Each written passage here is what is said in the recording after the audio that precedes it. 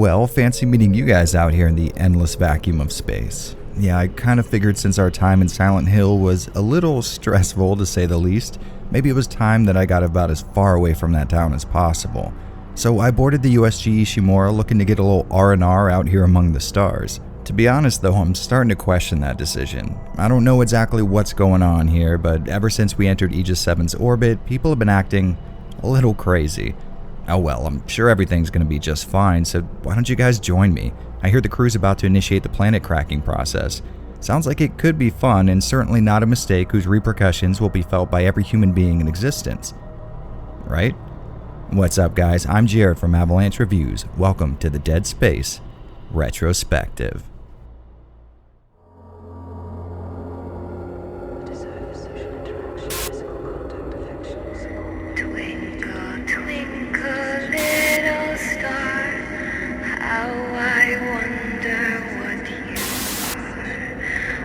Above the world so high, like a diamond in the sky. Dead Space rocked the industry in a few ways pretty damn hard, and that's before it was even released. For those of you with the ability to remember events a whole console generation ago, things were actually kind of bleak for us. Most game releases that didn't belong to an established series were laughed out the door, and we were all still balls deep in the cover-based shooting craze that infected its way into every game developer's game design handbook. And then here comes Dead Space, an unknown in an ocean of gaming dynasties, a game that put horror damn near the top of the priorities list. Oh yeah, and I guess the creepy-ass trailer and advertising didn't hurt much either.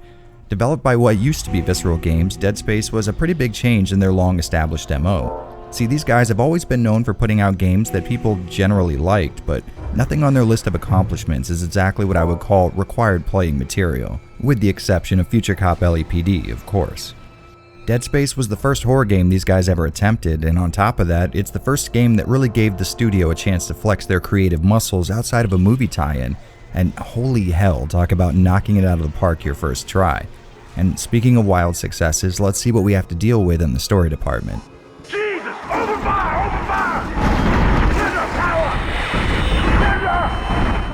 With very obvious influences from just about every horror and psychological thriller set in space ever, this game already had a lot going for it in my mind. I've always loved the cold, dark, isolating feeling that comes from media set outside of our orbit, and Dead Space lives up to its pedigree right out of the gate. Upon pressing start on the title screen, we take control of Isaac Clarke, an engineer who's been assigned to what seems to be a quasi-military/corporate rescue effort.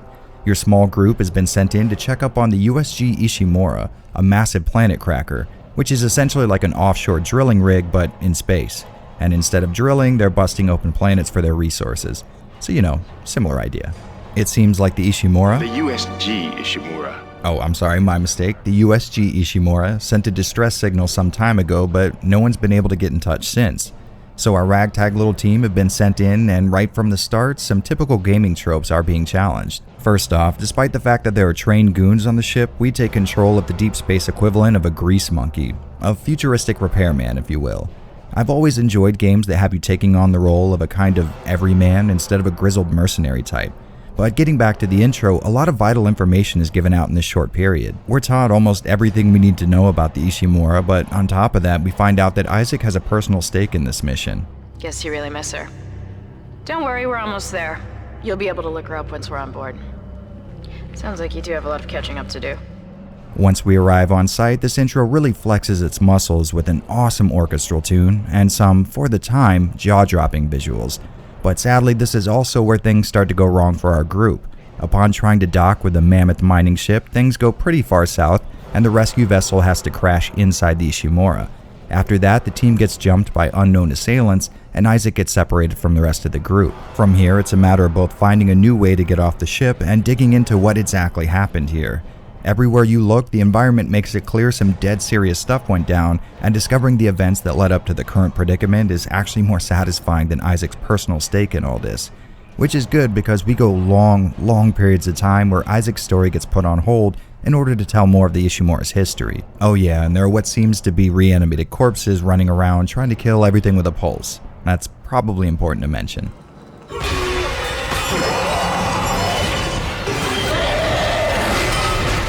As you progress, you learn about what seems to be a major religion in this world, unitology, apparently a belief system that's known for what we'll charitably call overexcited zealotry. These unitologists believe an intelligent alien species created man, and a big part of their belief system is the existence of what they call a marker, an alien device of unknown origin that's supposed to prove the existence of these aliens. And wouldn't you know it, there's all kinds of rumors and top secret documents floating around that the Ishimura has come across just such a marker. The rest of the game is this amazingly well-paced trek through the process of piecing together all of these really cool events and getting an idea of what's going on here.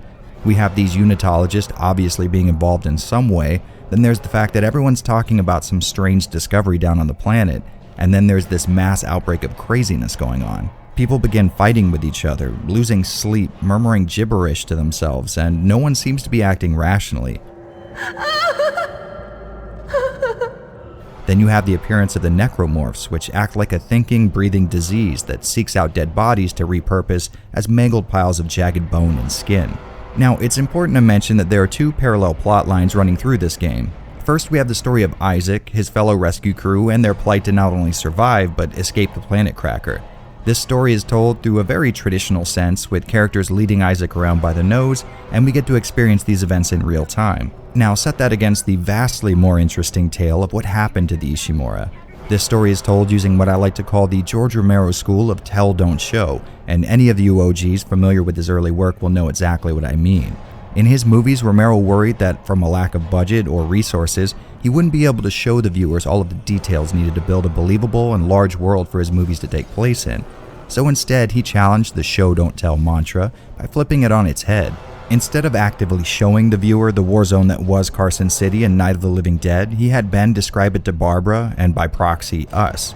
This way the audience gets to build the world of the media in their own heads, where everything is custom tuned to their specific taste. Dead Space pulls the same exact trick by having Isaac find out about all of this stuff secondhand, which is mostly handled through text and audio logs. Sometimes the point of this log will be something mundane like someone having to do maintenance, but will mention something offhand about a growing unease among the Ishimura's crew, or some security official will give a report regarding some riots or mass violence breaking out. The pieces of the puzzle are there, and if we're being honest, they're kind of hard to miss, so don't worry about this being a Silent Hill situation where only those willing to search every nook and cranny will know the full story. This means you get the satisfaction putting the pieces together yourself, but you don't have to worry about missing out on some giant plot thread because you rushed out of a room without searching it thoroughly. And let me say this right off the bat, as if I haven't made it obvious already, but I absolutely love this approach. Gathering together all of these disparate little pieces of information and turning them into some kind of cohesive plot really hits me in all the right ways. Plus, the beauty of having all of these events exist only as secondhand accounts means the story will always be perfect, since it mostly exists in my head. Had they have visually shown everything that led up to this ship becoming a floating morgue, they may have bungled the execution, ruining what was an awesome idea. Instead, I get to imagine all of these things going on, using the environment as some kind of resource pool for my speculation. In my opinion, this will always be a better approach than just showing the player something, because it custom tunes the story to each person, kind of like how a book will always be just a little bit better and more personal than a movie. And I'd love to get into the main story of the game instead of gushing about one that only exists in my head, but before I do, I have to give a slight spoiler warning. From here on, we'll be discussing some things that will rob you of your chance to experience a lot of these twists and turns yourself, so if by some chance you haven't played this game before, either click the timestamp in the description or skip to the time on screen. Trust me, this story is worth experiencing for yourself. Isaac, make us whole again. Alright, so now that the newbies are gone, let's talk specifics. Isaac being a silent protagonist was a really awesome move, but not for the usual reasons. Most of the time, as you all probably know, the silent protag thing is used as a kind of developer shorthand for we want you to insert yourself into this tale, but in this scenario it takes on a very different meaning. And that's mostly because, despite being silent, Isaac is an actual character. He has a goal for being here beyond just surviving, and as the story continues, he only gets stronger motivations. Don't get me wrong, you'll definitely find yourself projecting onto him a lot, but he's definitely what I would call a fully realized character despite that. As the game enters its last act, we get betrayed, find out the unitologists were embedded far deeper than we first thought, and watch other characters die. But through it all, he's more interested in finding Nicole than anything else. And he eventually does.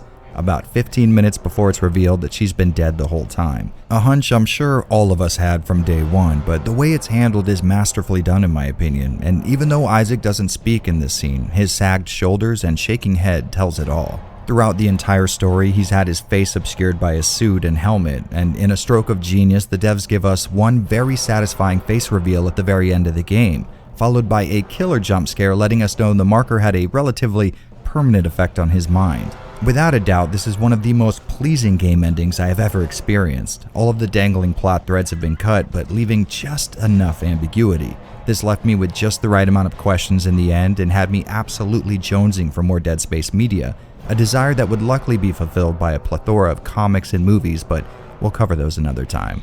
But until then, the takeaway should be these guys knew exactly how much of this story they needed to tell and how much they needed to leave up to the player.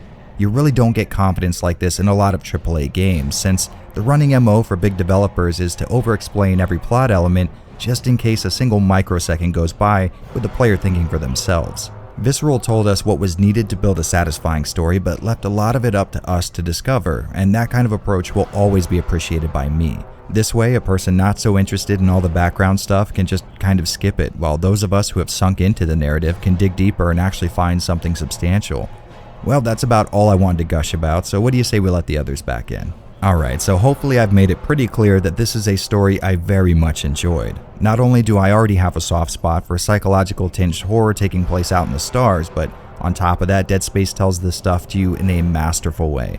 The main story is told straight to you through dialogue, but the environment tells a very different story. Everywhere you look, you're seeing what was likely someone's last move. There's evidence of people making their last stand, saying goodbye to loved ones, and the mad scrawls of the insane. This all but forced me to seek out more information, and Visceral were more than happy to provide that info. If you ask me, this is probably one of the most rich and complete horror stories ever told in a video game, and I absolutely wouldn't have it any other way. I don't do numerical scores here, but the words 10 out of 10 do come to mind. Even if you think the gameplay might not be to your taste, trust me, this tale is one worth experiencing.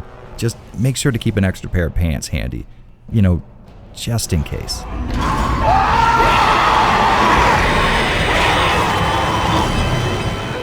Dead Space's gameplay is often described as survival horror, in the same way the core of the Earth could be described as being cool to the touch.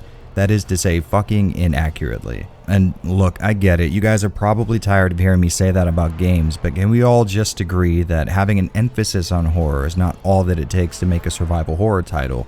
I mean, all games have music, but no one's about to call Def Jam Fight for New York a music game. I mean, even if my definition of the genre is rather rigidly based on the game that coined the term, I think we can all find some common ground if we agree that games who reward combat with resources just don't fit the bill. If not, well, maybe you should start a relatively unsuccessful YouTube channel and I can come to your comment section and yell at you.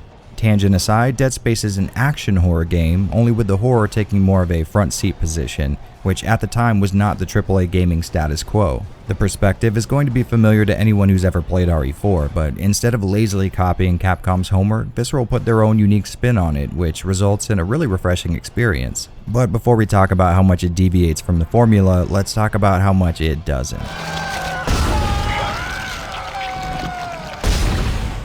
Much like the aforementioned RE4, Dead Space features a large, sprawling environment but locks you into smaller areas one at a time. And the general flow goes a little something like this. Your compatriots on the ship will yell at you to accomplish some kind of task, most of the time things that they just flat out refuse to do themselves, and then you'll be guided to a tram system, and once you're inside the new area, you'll have goals drip-fed to you.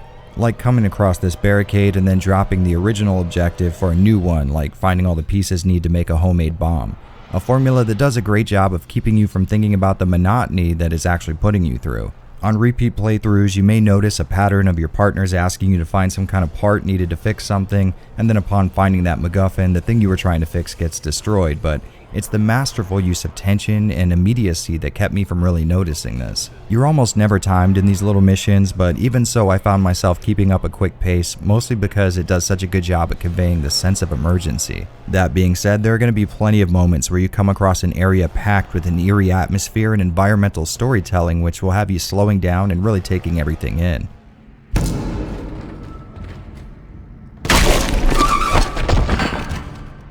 The design of the Ishimura is not only a believable layout for such an old utilitarian ship filled with futuristic construction workers, but this design also feeds into a really intuitive gameplay experience. Even when the environment was at its most complicated, the right direction was always only a hallway and a door away. I saw some people criticize the game at launch as a corridor shooter, and while 75% of Dead Space is spent in long metallic hallways, I think any gameplay style can be effective as long as the game's design is well tooled around that approach. And the formula of zigzagging through creepy corridors, getting jumped by lanky-armed zombie aliens, and then having that fight spill into a wide open section where the objective is located never got on my nerves. And now that we're further in, I have to bring this up again. The real reason why it bothers me so much when people call this a survival horror title is how linear it is. You're always locked into a very small single area of the ship, and the path to your objective will always be a straight line. Sure, there's going to be some locked doors you come across along the way, but you'll learn early on that these doors are more often than not unlocked by one of your compatriots as your current objective gets completed. Hell, sometimes there's no reason for a door to unlock at all, it just will on its own after you've done what you've needed to in that area. And hear me out, I'm not using the word linear as a criticism. Not every game is going to have you backtracking across a big map and unlocking more traversal options as you go. Some games make linearity work, and Dead Space is one of the best examples of that. So I'm definitely a fan of what's being done here, but you just can't call it survival horror. And I know I'm harping on about this issue a lot, but I think it's kind of important. Survival horror is a genre with very clear and delineated traits, but it seems like in the last decade or so, it's turned into vague lip service that's used as a kind of verbal shorthand for a horror game of some description. And honestly, it's not really the fans of these games that are to blame here. Yahtzee is a huge name in games media and an awesome content creator who genuinely seems to have a lot of technical knowledge regarding the medium, but here he is making a verifiably false statement as if it were indisputable fact. Dead Space is a sci-fi survival horror featuring an engineer named Isaac Clarke. Hell, even one of my favorite content creators, Grimbeard, is just as guilty. Condemned Criminal Origins is a first-person survival horror game. Listen, the point of all this is to say survival horror is indeed a genre, and that means there are requirements for calling a game survival horror. And sadly, not a lot of games fit that description, but I've become more and more frustrated watching it lose its identity as it gets rolled under the general horror banner. If you ask me, the title of survival horror has just kind of come to be used as a qualifier for this is a really good, high-quality horror game. I think the term horror sort of carries this cheap, schlocky reputation with it, and some people try to counter that with the addition of survival to kind of imply that the game is good or effective, just not in so many words. And yeah, in the grand scheme of things, this isn't exactly a huge issue. It's just strange to see so many people misusing a label like this. Hopefully I've shed a little bit of light on the problem, or at the very least given a little more of an explanation into why I feel this way, but regardless, I promise this will be the last time that gets brought up. In this video. Probably.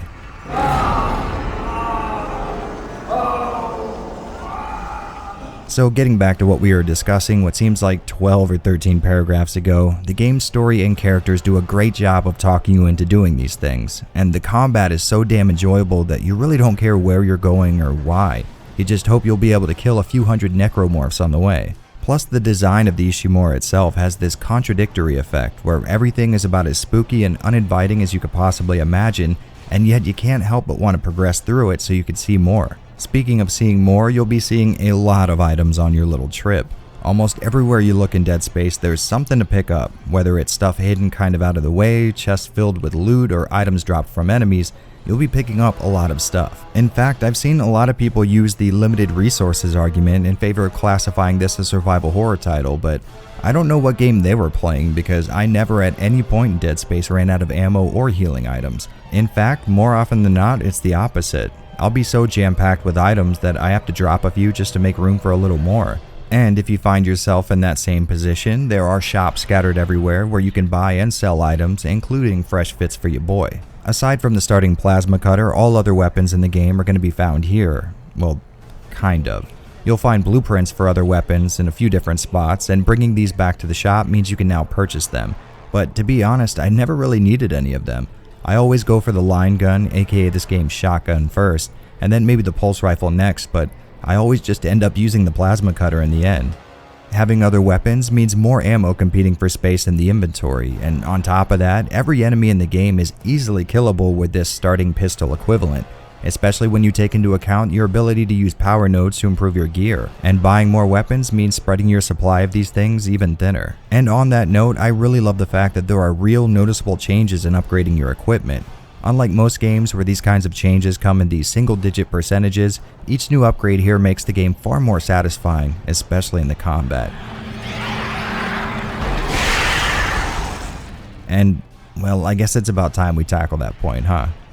Combat in Dead Space is probably its largest claim to fame. The idea is to do RE4 style over-the-shoulder shooting, but with a twist. Fighting against all of your inbuilt gaming urges, Dead Space has you targeting the limbs of your enemies with the goal of cutting them off. It sounds like such a small change, but it really does spice things up in a very noticeable way. The in-game explanation for this makes a lot of sense, since these things are just reanimated corpses, and the old reliable destroy the brain trope just kind of doesn't apply here. On top of taking enemies out faster, aiming for limbs can also give you a leg up in a fight. Pun intended. Going for an enemy's legs can put them on the ground, somewhat limiting their ability to get to you, and with some enemies, going for their arms can really decrease the options they have to damage you.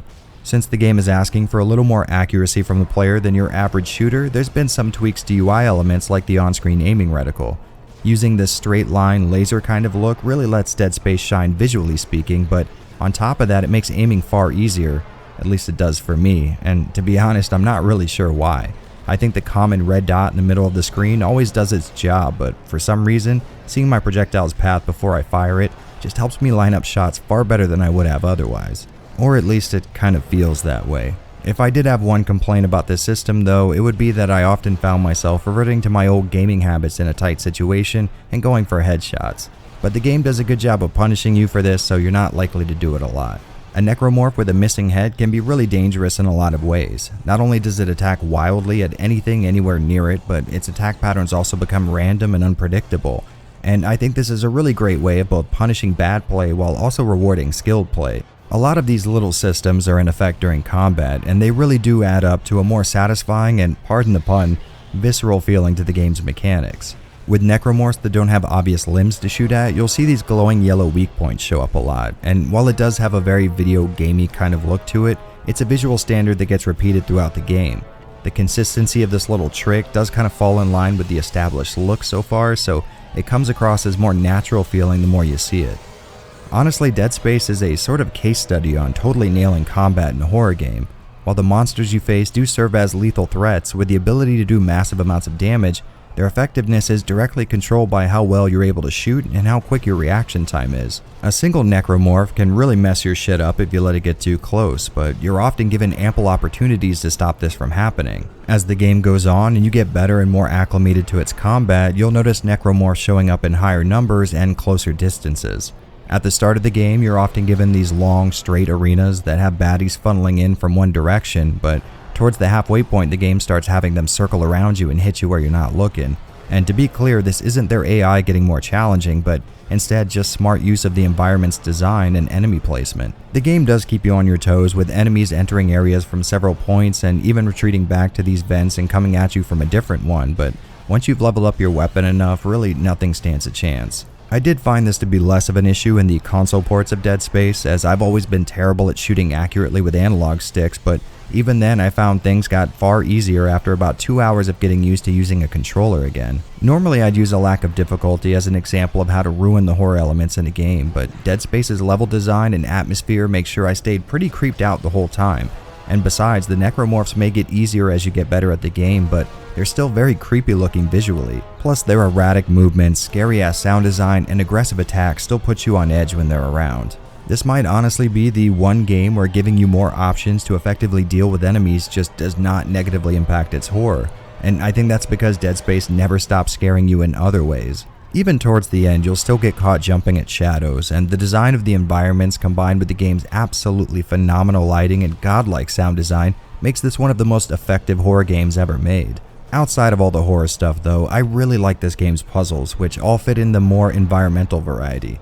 Instead of reading logs to get clues to some kind of riddle or combination lock, you'll be searching around your environment for objects to manipulate, like batteries to put into machines and platforms to move around. These may be far easier on the old noggin than your typical survival horror puzzles, but they're also a lot more intuitive.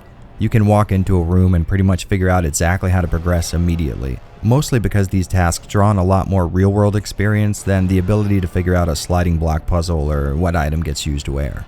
So if it weren't totally obvious, I find Dead Space to be supremely enjoyable and nearly flawless as far as gameplay is concerned, but you'll notice I said nearly flawless.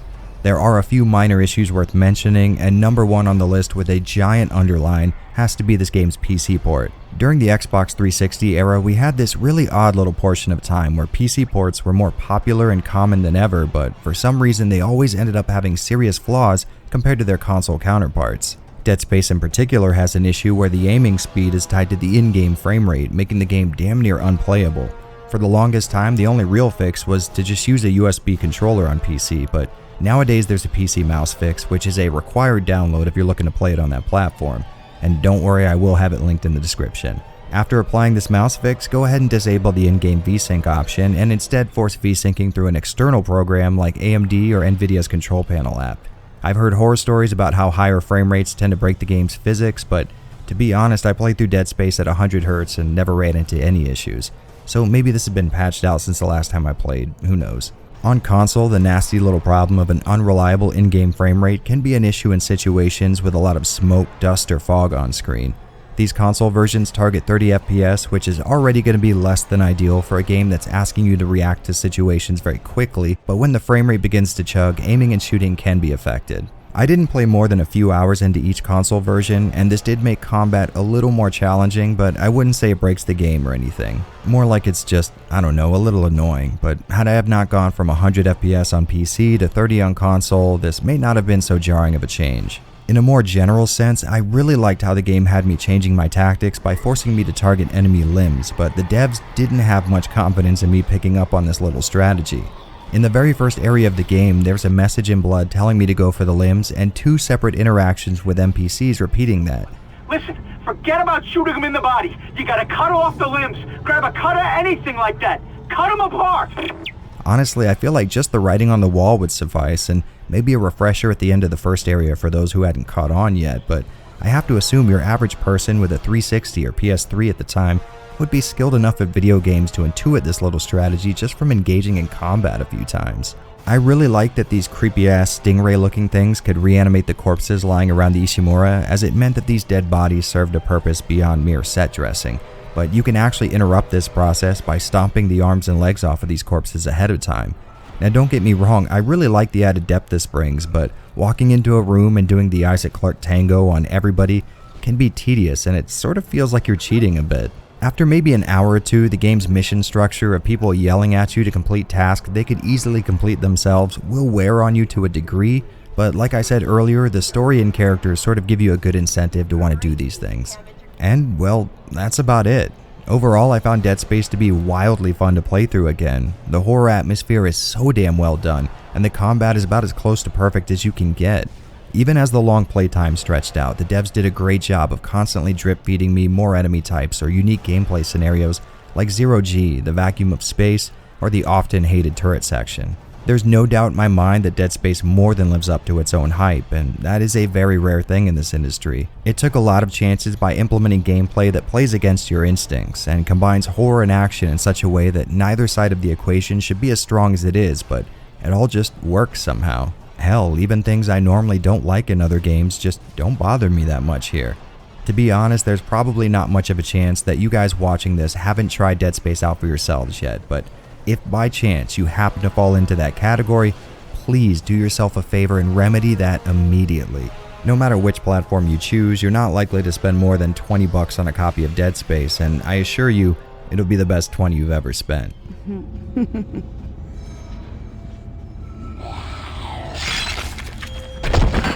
And this is where I really get to flex my creative muscles, because Dead Space is probably just as famous for its presentation as it is for its innovative gameplay. The overall look has this really unique style to it, and there are several important factors that all add up to an insanely effective and aesthetically pleasing look. And the first really big factor for me was the integrated nature of all of the UI elements. In any other game, it's more common than not that you'll see some kind of heads-up display layered over top your gameplay. Something like a health readout or ammo counter, maybe an EXP bar or something of that nature. But Dead Space integrates all of these elements into its own game world, and really successfully. Remaining ammo is shown as an actual readout on your actual weapon. Your health is represented by a little meter on your back, and even things like communications and the inventory have been worked into this laser projection kind of idea. And at first, this doesn't seem like too major of a step to take. After all, the same information is available in all the same ways, but having UI elements worked into the game world like this just adds that one extra factor of immersion, which is really important. When you explain such a video gamey concept like a health bar or maybe an ammo counter as being a real and tangible part of your character's in-game world, you remove a lot of the barriers between the player and that world. In any other game, pulling up the inventory screen transports you to this other place with graphical elements that aren't really consistent with the rest of the game world. Like, let's say in a Resident Evil game, the inventory could not be described as fitting in with the rest of the environment around it, so pulling it up can be a reminder that, oh yeah, I'm playing a video game.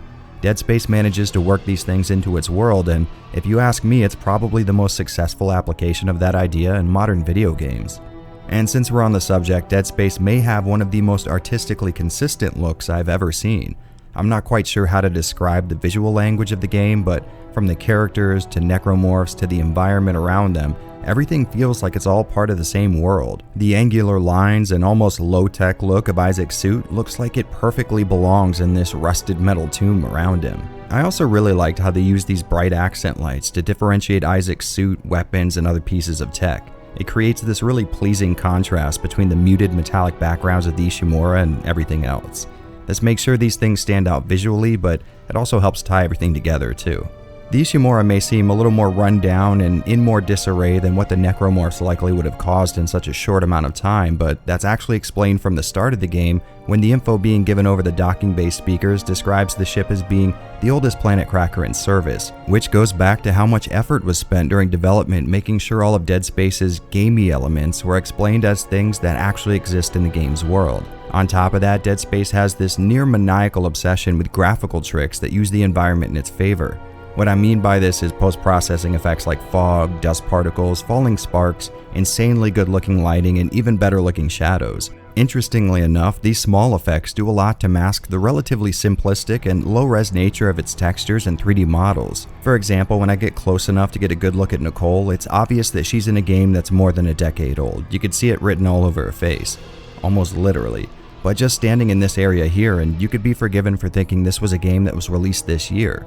Something as trivial as walking through a hallway you've already been down can be creepy and tense just based on a change in the lighting, like a fixture flickering or some fog rolling in from a cracked door. As another example, this necromorph looks relatively okay, but it's clear he's not all that detailed or complex. But put him at the other end of a hallway with really effective shadows and some strobing fluorescent lights, and you've got yourself one amazingly scary enemy.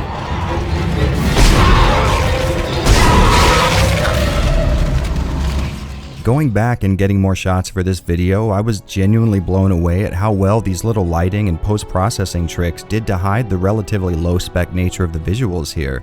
If you ever needed proof that a good solid lighting system can do wonders for a video game, well, here's your entire argument. Colored lighting also plays a very big role in this killer atmosphere. I noticed that the game would switch between warm and cool color palettes throughout the experience, and each one does a lot to further enforce a room's unique feel. In areas where there's a lot of rust or even dead bodies, there's always a warm orange and yellow tint applied to the lighting, but in areas with more of a sterile and metallic look, you'll see a cooler palette of blues and grays.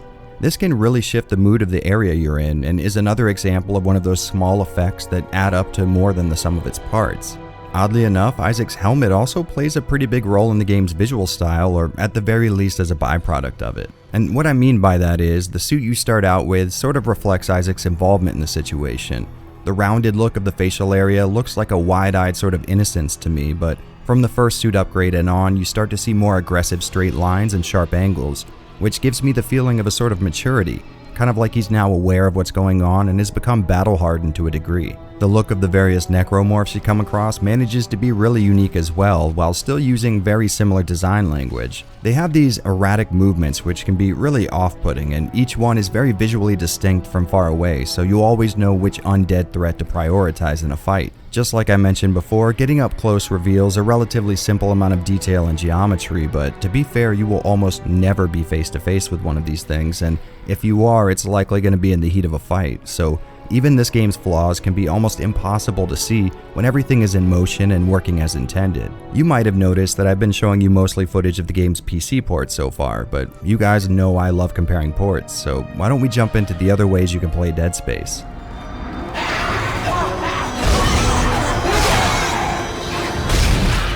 Starting out with the Xbox 360 version, I found the visuals to still be fairly impressive despite the obvious downsides of going from the infinitely scalable nature of a PC game to the limited nature of a 360 one. The overall sharpness of the picture definitely suffers here, but that is sort of to be expected. Most games on the 360 and PS3 actually display at 720p or under, but are upscaled internally to match your console's video output settings. So you'll get an image that may fit a 1080p screen, but has all the visual fidelity of something far lower res. And Dead Space ain't exactly bucking that trend, so it doesn't look as good as it theoretically should. On top of that, I'm using a Gen 1 360, which means I'm limited to component video output, and I don't really trust the analog to digital conversion one of my capture cards would be doing, so I ran it through the FrameMeister so I could get a digital image. Now, I obviously lost a little bit of detail, sharpness, and maybe some color information when doing something like this, but it's not the worst way in the world to get some 360 footage. One thing that could definitely be called a universal downside with these versions of the game is the frame rate. Both console versions target 30 frames per second, but each struggles to hit that threshold when the hardware starts getting taxed. I noticed fog and smoke to be the main culprits in slowdown, but having more than a few necromorphs on screen didn't help either. These moments of slowdown aren't what I would call game-breaking or anything, but you're definitely going to notice them, especially when you move into a relatively simple scene and start seeing the game actually hitting its 30 FPS target. As far as gameplay goes, there's nearly no difference here at all. Picking up the game on a controller after using a keyboard and mouse felt natural as hell, which is probably a testament to how well tuned this game's controls are in general. I will admit though, I've never been very good at shooting accurately with analog sticks. I'm not sure why, but when it comes to shooters both first and third person, I just can't use anything other than a mouse. That being said, as I spent more time with these console ports, I found myself getting more and more acclimated, but if you're already used to this style of input, disregard this little nitpick. The good thing about Dead Space's PC port having nearly no extra bells and whistles is that the 360 version will offer 99.9% of what you would have gotten on PC, so you should be able to jump from one to the other with no issues whatsoever.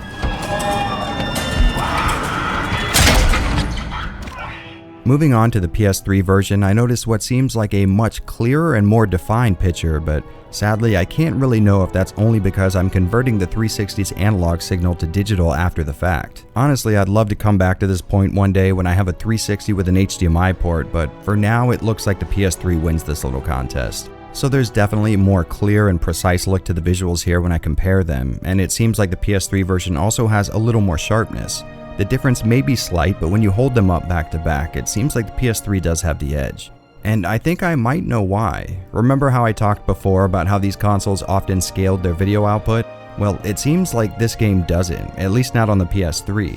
Dead Space actually outputs a native 720p when you start the game up on a PS3, while the 360 seems to scale the output to 1080p, which might sound like a benefit, but keep in mind, scaling a picture won't produce any more detail or sharpness than was already there, and any little imperfection might be made more noticeable when enlarged.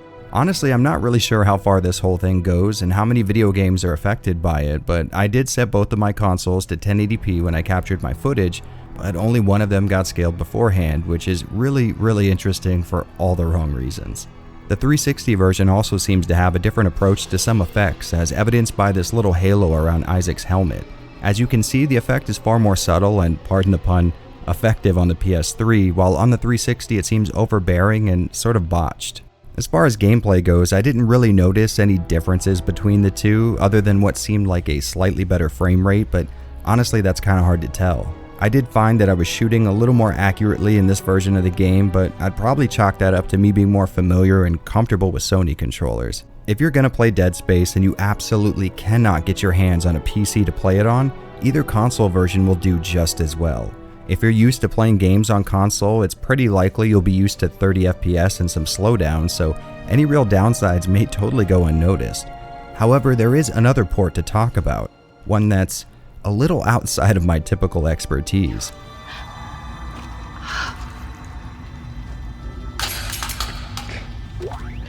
A little more than 2 years after Dead Space hit PCs and consoles, EA decided Android and iPhone users needed to be able to delimb necromorphs too. Sadly, this game is no longer available on either the App Store or Google Play, but after going through something like 5 of the most popular Android emulators, I found one that would play it. Sort of.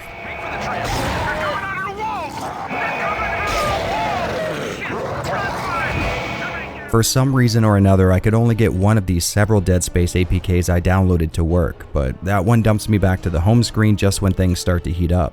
So this won't be what you might call a review, but from what I can tell, this was, I don't know, okay enough. Since I'm forced to control this thing with a mouse, it's damn near unplayable since it needs multiple inputs at once, but as you might imagine, actual touchscreen controls would definitely make up for this. Sadly, I'm in a position where the only way I can play this game is with the least efficient control scheme imaginable, so I can't exactly pass judgment on it in that way, and the emulator showed poor performance, so I can't really critique how well the game ran either. So let's just leave it at this. Dead Space was at one point a mobile game and no longer is, and that's about all I'm willing to say with any confidence on the matter. Heading back to a version of the game I can actually run, I just couldn't finish this video off without touching on one of its most impressive features. I think the guys at Visceral really understood that visuals and tight design may be all well and good, but above all else, sound is the main thread that ties the experience together, and holy hell did they prove it. Just standing still in a relatively safe area will have you being bombarded with atmospheric noises and tension-building string ensembles.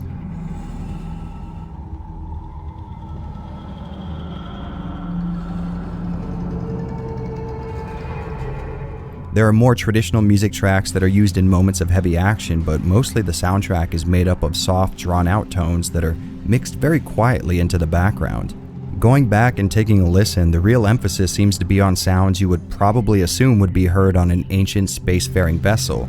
Creaks, cracks, slams, and of course the sounds of necromorphs doing whatever it is necromorphs do. Sound effects like shooting and melee attacks have a surprisingly crunchy sort of audio feedback, and each of the game's enemies has a distinct noise that'll let you know what's in the room before actually seeing them. But that brings me to my favorite aspect of this game's audio design, its incredible surround sound implementation. Honestly, Dead Space may have some of the absolute best surround sound decoding I've ever heard in a video game before. In some games, surround sound elements might be limited to certain environments, cutscenes, or audio assets as to cut back on the overall size of the game, but Dead Space has every single element perfectly represented in 5.1, making this one of the few games where you'll have an honest-to-goodness 360 degrees of spatial awareness in. If something's going on over your left shoulder, you're definitely going to know about it, which plays double duty when there's a loud background sound effect and you instinctively turn Isaac around to see if there's a horde of necromorphs coming up behind you or something just fell off a shelf. If you have a home theater setup or some 5.1 headphones, I'd say there is absolutely no better benchmark for audio excellence than Dead Space.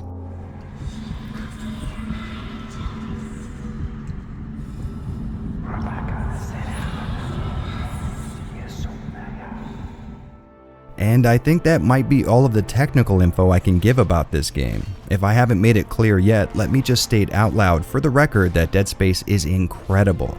Not only is it fun to play, but the sheer amount of effort that went into its creation is honestly staggering. From my perspective, this is a case study in how well a small studio can do when given a budget and enough room to create something they truly love. Sadly, as most of you probably know, this would be a unique experience in the series as EA became more and more entangled in Visceral's work as the series would go on, but for now we can just sit back and marvel at such an incredible landmark in video games. These guys may not have reinvented the wheel or used any mind-blowing new technologies to create Dead Space, but they did put in an amount of effort very rarely seen in the AAA gaming space. It's kind of one of those storybook scenarios where hard work, diligence, and dedication really did win the day. The horror in the game was approached with real respect, meaning it's not all about deferring to jump scares, although there's definitely no shortage of those. Most of the memorable scares for me consisted of me exploring an area and hearing a rise in action in the music, totally expecting to get swarmed by enemies, but then just continuing on with nothing really happening. This kind of slow-building, miserable atmosphere is exactly what I loved about the Resident Evil and Silent Hill games, so to say I was a little comfortable here would be one hell of an understatement. The gameplay, while technically just being another over-the-shoulder third-person shooter, makes sure you don't come into this one as an expert and really expects a lot out of you. Alright, look, I'm kind of rambling. The point I'm trying to make is that Dead Space is a marvel of creative game design. It uses a lot of tired tropes, but somehow molds them into a truly unique gaming experience. If by some act of God you haven't played Dead Space yet, please remedy that issue immediately. It really is something special, and having played through this first entry, I am absolutely stoked to jump into more of the series. But until I do, I want to thank all of you for making it this far, and here's hoping I see all of you again right here on the Dead Space Retrospective.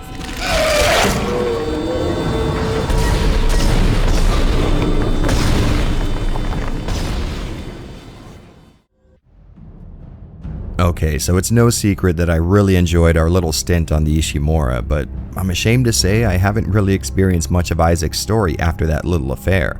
I absolutely loved my time with him years ago, but when it came time to jump back in the saddle, I guess other games and maybe real life sort of got in the way.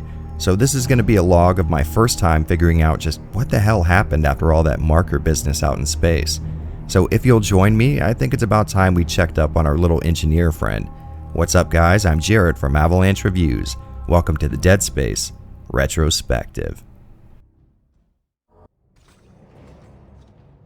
After the massive success of Visceral's first Dead Space game, the boys at EA got right to work on a follow-up, one that would outdo their first attempt in every way, and they did achieve that goal in at least one aspect. Dead Space 2 had a much larger budget than the first game, and nowhere is that more evident than in its advertising campaign. I'm sure you guys all remember the Your Mom Hates Dead Space ordeal, a series of ads that took older women and sat them down in front of footage of the game, and of course they used the more spicy takes to sell it. This, for some ridiculous reason, became some kind of controversy, leading legally designated landmass Jim Sterling to accuse EA of playing on stereotypes about women, which, correct me if I'm wrong, I don't think counts because they sat them down and recorded their honest reactions, so I guess if anything, these women are to blame for the stereotypes about women being perpetuated, I guess. Anyways, this is an accusation that ranks relatively in the middle on the dumb shit Jim Sterling says scale, because if he thinks an ad campaign trying to play the "your lame parents would hate this, therefore you should love it" card is exploitative, well, let's hope he never finds out about a majority of the game ads from the Genesis and SNES era. But manufactured and totally fictitious controversy aside, the one thing to take away from all this is that Dead Space 2 had a real budget backing it, and that won't exactly be relevant till we get a little further into this analysis. Although, before we go there, we should see if an ocean of cash is enough to write a story that achieves as much as the game that came before it. The story of the original Dead Space was kind of a hard act to follow. Sure, it left us with a bit of a cliffhanger, but it's not the kind of cliffhanger you want a resolution for. The story told a pretty complete tale, with Isaac essentially putting an end to all the insanity and getting off the Ishimura, and ideally that would be all she wrote. You know, sometimes it's okay to have a story that ends. One that has a satisfying start and an even more satisfying finish, but Dead Space's world was so big and so fleshed out that the writers made it possible to head back into that world without things feeling inorganic or manufactured.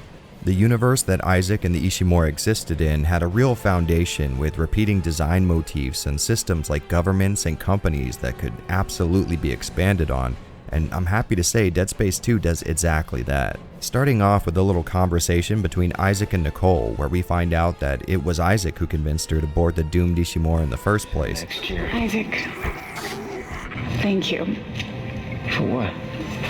For just pushing me to do this. Which does retroactively give him even more of a motivation to find her in the first game. But then we transition into some kind of interview process. It seems like our guy's escape pod was found, and the guy doing the interview wants to know what happened aboard the Planet Cracker. Using this guy as a bit of a narrative device, we get a really cool recap of the previous game's events in a very stylistic way, which I'm really a fan of. During the interview, it looks like the last game's ending pointed us in the right direction, with the marker having what might be a permanent effect on Isaac's mind. He's still seeing the apparition of Nicole, and it's hostile towards him this time. And judging by his wearing a straitjacket, we can assume that's not the only thing wrong with him mentally. After this scene, we're in Isaac's shoes as he's rudely awoken by someone who says they're trying to help him before an infector jams his tentacle thing into the guy's head, and we get to watch the transformation process happen in real time, which is about as brutal as you would imagine.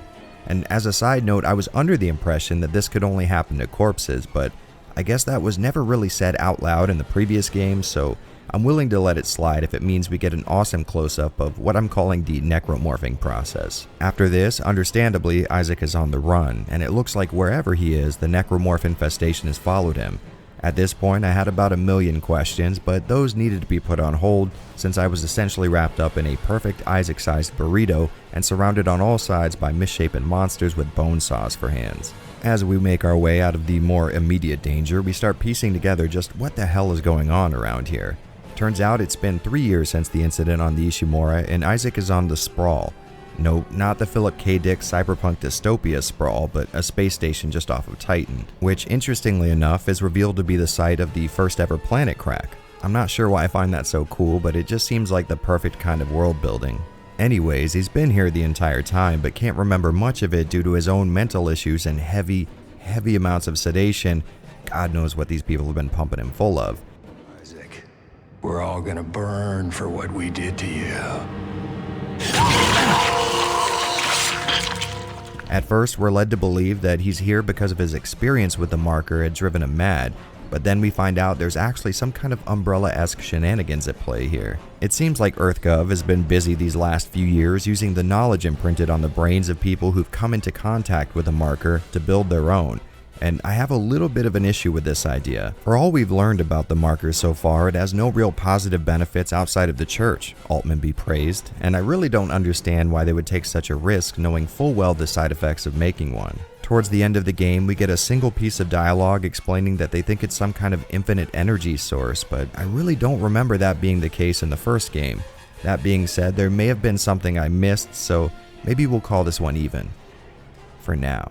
Our boy's later contacted by a woman wanting to help him escape, and even though Isaac's not keen on trusting her, he doesn't have much of a choice. The giant space station is in the middle of a full-blown necromorph outbreak, and I guess the hell you don't know can't be too much worse than the hell you do, right? He also finds a fellow lab rat by the name of Strauss who's, well, let's say a little worse off than Isaac. The rest of the story is spent going down several avenues with at the very least 2 backstabs incoming, and a little bit of Isaac working through his own problems too. Now, I'll be the first person to say the first time I tried Dead Space 2 out, I got the feeling that you would get when your favorite cult hit movie gets a big budget Hollywood sequel. And the very start of the game doesn't do much to challenge that idea. It has this go big or go home sort of feeling, and the pace is so rapid that it sort of spits in the face of the original's masterful pacing. But I will say this. You have to really stick with Dead Space 2's story. It seems to be going in one very predictable direction at the start. If I had to compare it to anything, it would likely be Resident Evil 2 with its larger budget and more Hollywood action appeal. But truth be told, 3/4 of the way into Dead Space 2, well, it started heading in a more Silent Hill 2 direction, which was a big surprise. Now that's not to say 3/4 of the game has a bad story. Actually, it's quite the opposite.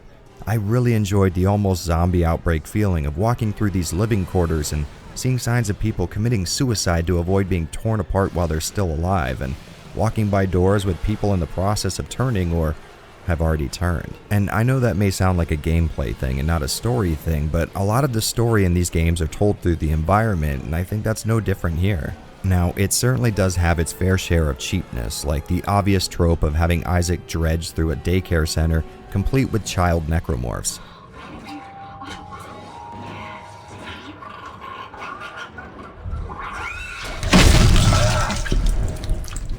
But it also sends us through a church of unitology, which gives us a better insight in how these people tick and what they're like when they're not sabotaging big rusty planet crackers. If the environmental storytelling wowed you in the first game, get ready for that exact same experience, but more of it.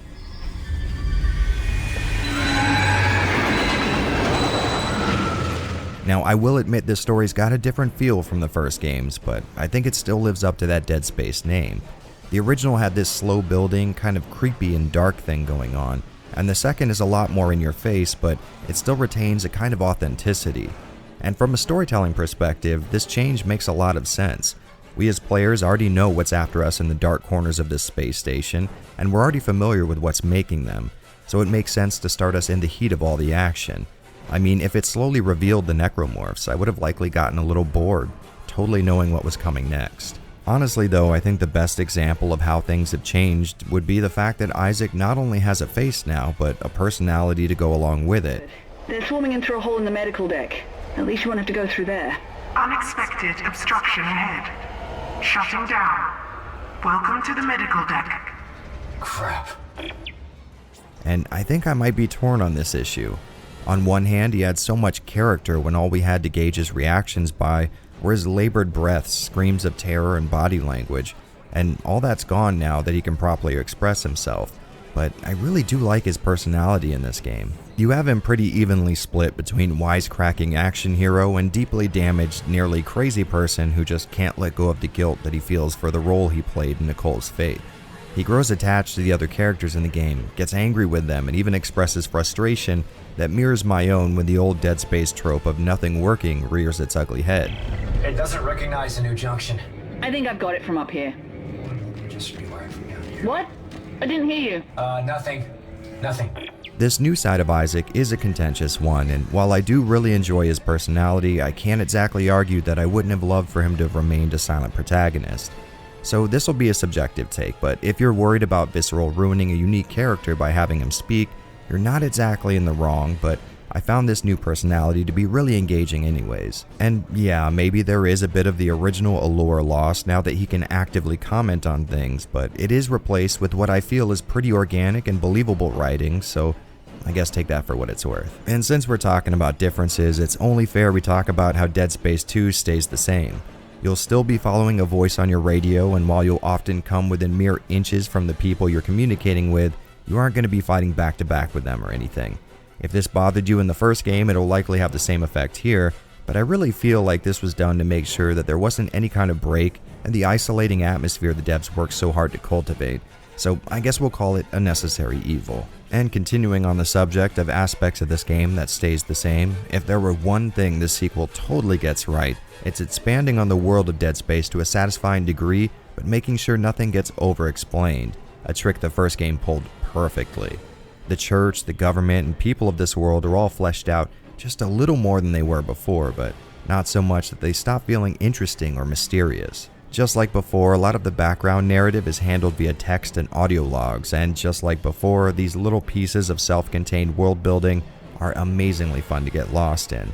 I will say I was a little disappointed when I noticed that there were far fewer audio recordings than before, with text logs being a majority of what you're going to find, but hey, I'm not opposed to doing a bit of reading if it means getting to know a little bit more about this world and how it operates. I do, however, wonder why this is the case. You would figure that the increased budget would mean more voice actors being able to contribute for more lines, but let's not get lost in minutia. And speaking of minutia, I'd love to start talking a little more specifically, but before I do, I have to throw up a little bit of a spoiler warning here. So if you haven't played through Dead Space 2 yet, skip to the timestamp on screen, or click the link in the description to avoid having this awesome tale spoiled for you.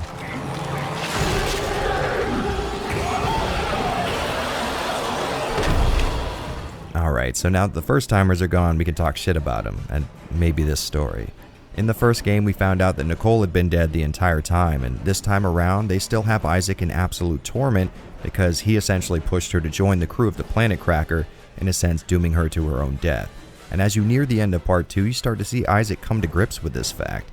And as he does, Nicole stops showing up as some kind of evil specter, and more like a helping hand. I felt like this plot thread was handled really well. Isaac struggles because he doesn't want to let her go despite the fact that she's tricked him into almost killing himself several times by this point. Even though he thinks it'll eventually kill him, he just can't let go of her memory. And this was a really cool metaphor for him holding on to his baggage and it making his life worse. When you hear that a game will be covering sensitive subjects like loss, depression, and suicidal thoughts, you always hope for the best, but often we're left with shallow or exploitative writing that just sort of cheapens these concepts. And for a while, I was really impressed that Visual pulled off such a touchy subject with such class. That is, until it was all taken apart a few minutes after the big reveal. Right at the ending confrontation, we figure out that it was all a trick to get Isaac closer to the marker so he can be absorbed.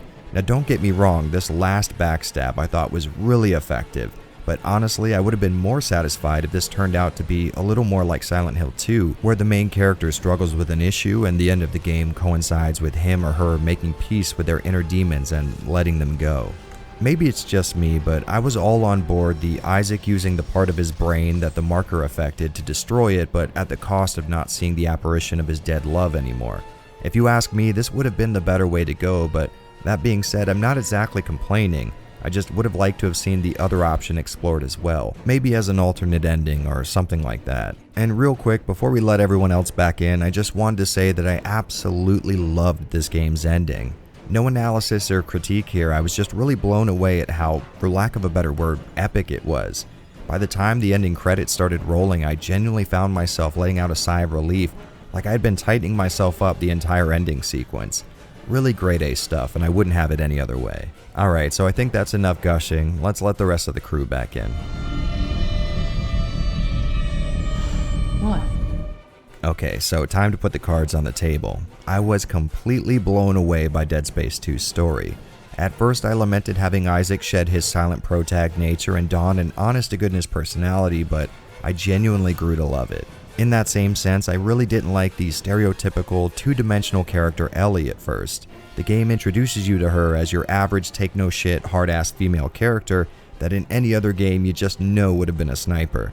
But as the two interact more and more, she becomes this really endearing personality, and that made the whole badass thing even more emotionally attractive. Typically, I would use this spot in the script for critiques or issues, but I genuinely had none. This story was amazingly satisfying. It had all the explosions and melodrama that a typical action flick would, but also included the emotion and conflict that I would expect from a story-driven affair. For every single step it took towards that cheap and schlocky popcorn fuel feel, it took another in the direction of a serious, dark, and brooding game with massive amounts of world building and an in-game universe that feels equal parts science fiction and damn near realism. The pace of the story's events makes sure you don't go too long a stretch without it stepping in and reminding you this is a story-driven experience, but also won't have you sitting through 40-minute cutscenes before you get a chance to start disemboweling necromorphs again, so an even section of both sides of the spectrum is represented here. And right about now, I'm gonna say something that is likely to not be very popular. Okay, here it goes. I enjoyed the tale this game told orders of magnitude more than the original. Now, wait a second, before you authorize a drone strike on my house, the first game was amazing and its story was no different. It was earnest, honest, and not anything like what you would expect from a game that released in its console generation. But Dead Space 2 pulled off the nearly impossible trick of receiving a massive budgetary boost while keeping the spirit of the original intact. Are you insane? You cut off power to life support. There may be other survivors over here. Public sector is already beyond acceptable recovery conditions. I can't allow you to escape. Goodbye, Clark. Sure, we've lost the small, endearing, almost self-contained nature of the first game's story, but what we got in the sequel was the developers pouring just as much heart and soul into it, with the added bonus of expanding on all the concepts introduced before. If Dead Space 1 is an underdog coming into the playoffs and nearly beating a seasoned team all on his own, then Part 2 is that same guy coming back after spending years of training and actually accomplishing that goal. Maybe it's not as much of an upset as some young upstart coming into the veteran AAA gaming space and wrecking everyone's shit with a quarter of the budget, but the quality and effort knobs have been cranked to 11 here. I mean, honestly, it's damn near perfect in my opinion. And I know you guys might not have been expecting that out of me. I do spend a majority of my time playing 100-hour RPGs with rich and immersive worlds, but this big budget third-person shooter has me gushing for some reason. And, well, don't worry, it surprised me too. Maybe I'm just a sucker for dark and realistic science fiction stories with a twist of psychological horror thrown in. After all, one of my favorite movies is Event Horizon, but for whatever reason, I absolutely cannot recommend this story enough. Even if you're worried about your gaming skills not being up to snuff, I'd say an easy run is more than worth it to experience this tale for yourself. This might be one of the biggest blindsides I've had in a while, and maybe it'll have a similar effect on you. Or maybe it's the only game I've ever played that let me actively take part in shoving a needle into a person's eye, and that's something I can really get behind.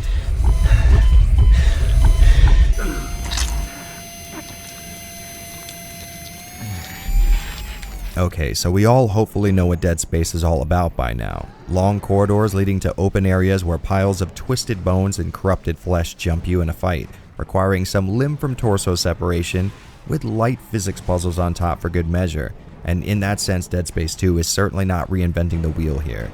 But what they have done is what any developer should do for a good sequel. They brought nearly the same exact formula to the table, but with small additions and even smaller alterations that have what was old feeling new again. aka shit that the gaming industry never does anymore. The main alteration that immediately comes to mind is a much larger focus on using the game's telekinesis mechanic to better use your environment as a weapon. Now don't get me wrong, blowing off a leg and then 2 arms is still the go-to move, but literally nothing is more satisfying than picking up a long, sharp implement and firing it into these guys with such force that it literally pins their lifeless carcass to a wall. No joke, this is a kind of therapy for me, and you know what? I'm not ashamed to say that.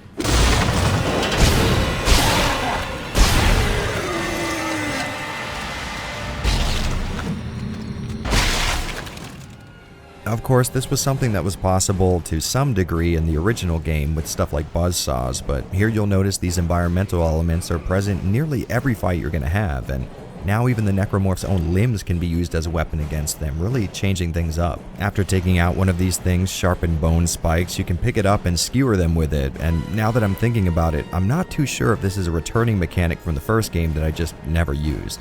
Well, regardless, it is fun as hell, and even helped me conserve ammo in more than a few situations. This mechanic really plays into your target choices in a fight. A higher priority target might be launching projectiles at you from afar, and he might be the obvious choice when there's just low-level melee baddies simultaneously rushing you. But taking these guys out first means filling the environment with potentially deadly weapons to use against the stronger ones. At first, I had issues instinctively opting for this tactic, but it wasn't more than a few hours till I really grasped the concept and was making use of every available option in combat. Sticking with the game's combat, I did something a little differently compared to my playthrough of the first game. If you'll remember, I was a little let down at how relatively easy Dead Space 1 was. I mean, I did die a few times, but for 99% of the game I was steamrolling enemies with a starting weapon, and even ended up selling my other weapons because I was never really in a position where I needed anything else. So when it came time to start Dead Space 2, I opted for the next step up in difficulty. And I will say right now with no doubt in my mind that this is the true way to experience this game. And no, I'm not one of those assholes that thinks difficulty necessarily translates into good gameplay, and anyone who stuck around for one of my streams knows I'm not MLG material by any stretch of the imagination. Are you guys serious? How about now? Just come out. You joined me already. You're willing to come out. Alright. I need you to run through this door now. I'm a little upset. I'm a little upset with you guys right now. I'm gonna be honest. I'm more disappointed than anything, if we're being totally honest. But despite this choice sending me to the game over screen 100 times more than the first game, the increased number of enemies and absolute brutality of even the smaller skirmishes made for so much more of a satisfying experience. I would come to a wide open combat scenario and die over and over again, and instead of blaming RNG or hoping I do better next time, I was changing up my tactics and trying to better utilize the environment in my favor. Did I miss a few explosive canisters scattered around, or was it just me forgetting to use my stasis ability again? After getting absolutely demolished in an area, I loaded up my save game and strapped in with the intention of changing up my strategy and trying to shoot more accurately while fighting off an absolute onslaught of bad guys. At the end of one of these more punishing fights, I always felt like I survived just by the skin of my teeth, which was incredibly satisfying. And looking back, I bet this would have made the first game so much more enjoyable by comparison. If I had to guess, I would wager this was the intended experience the developers were going for. As Dead Space 2 went on, the difficulty curve angled more and more towards a 90-degree drop, and I was just excited as hell to see what nearly impossible situation they put me in next.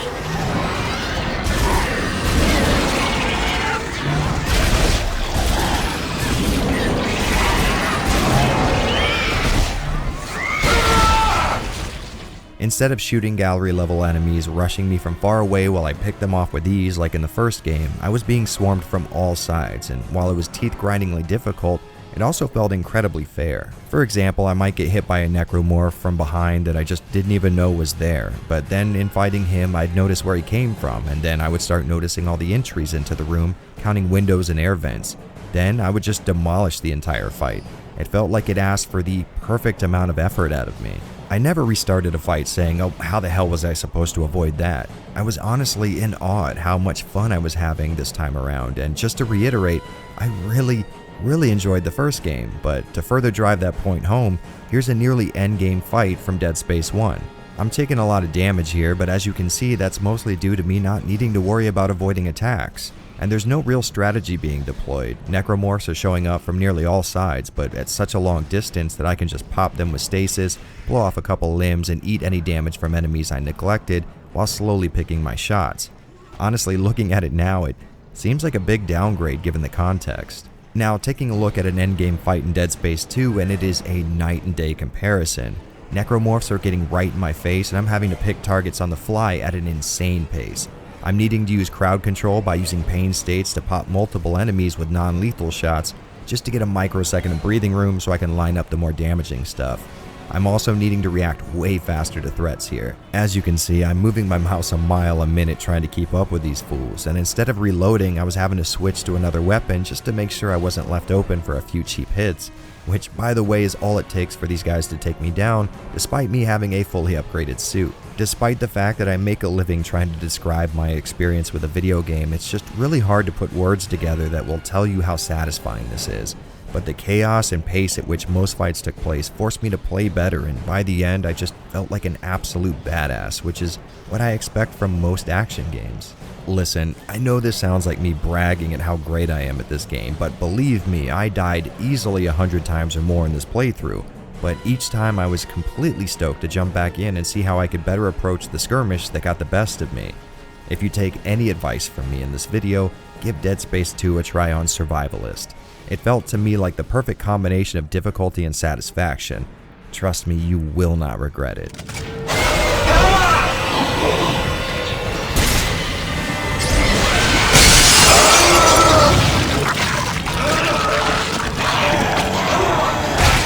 And if you've been paying attention to the footage up to this point, you might have noticed a small difference between the first and second games. One that's tiny but adds a very dynamic feeling to each fight. Instead of enemies just spitting out items on death, you need to do extra damage once you've downed them to collect any kind of reward. This really switched up my approach to fights, and even though it's this small little alteration, it felt like a perfect direction to take the game's combat in. Now, it really doesn't matter how much damage it is as long as the enemy's down, which does help it not feel cheap, but once you realize even throwing a bloody hand at them counts, it sort of cheapens the effect to a degree. On top of that, I really liked having to use secondary weapons this time around. Like I said in my last video, I really never felt the need to use something other than the starting plasma cutter since it was easily the most efficient weapon in the game, but I routinely needed to switch weapons to better deal with groups or certain enemy types this time around. It felt really good to be in a bad situation until I pulled out the pulse rifle to get a little room, or using the javelin to not only crucify a necromorph but its secondary fire to electrocute the others around him. Unlike the first game, I often found myself nearly out of ammo, although I only ever truly ran out once. Still though, the stress of running low had me using my other weapons, which is good, and all around, I guess the takeaway is I just absolutely loved the combat here. The additions and alterations all combined together to make a much more satisfying experience than the first, and again, I loved the first game's combat. So that really threw me for a loop. As the game went on, I kept meeting bigger and bigger challenges, and this led to a real feeling of accomplishment when I got to the end.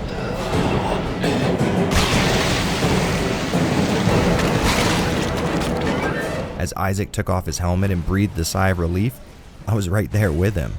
Of course, you guys know Dead Space ain't all action, and on that note, I'm happy to say the slow building dread of exploring a place recently invaded by an alien corpse virus is still 100% present, and what I mean by that is there's still a lot of quiet time for you to really soak in your surroundings. The in-your-face way the game starts might have you believing otherwise, but even a few minutes into that very sequence, you'll see enough slow-building atmosphere to disprove that little worry. This time around, the place you're exploring has been more recently overrun, so you get this closer connection between the environment and the events that happened here to make the environment look like it does.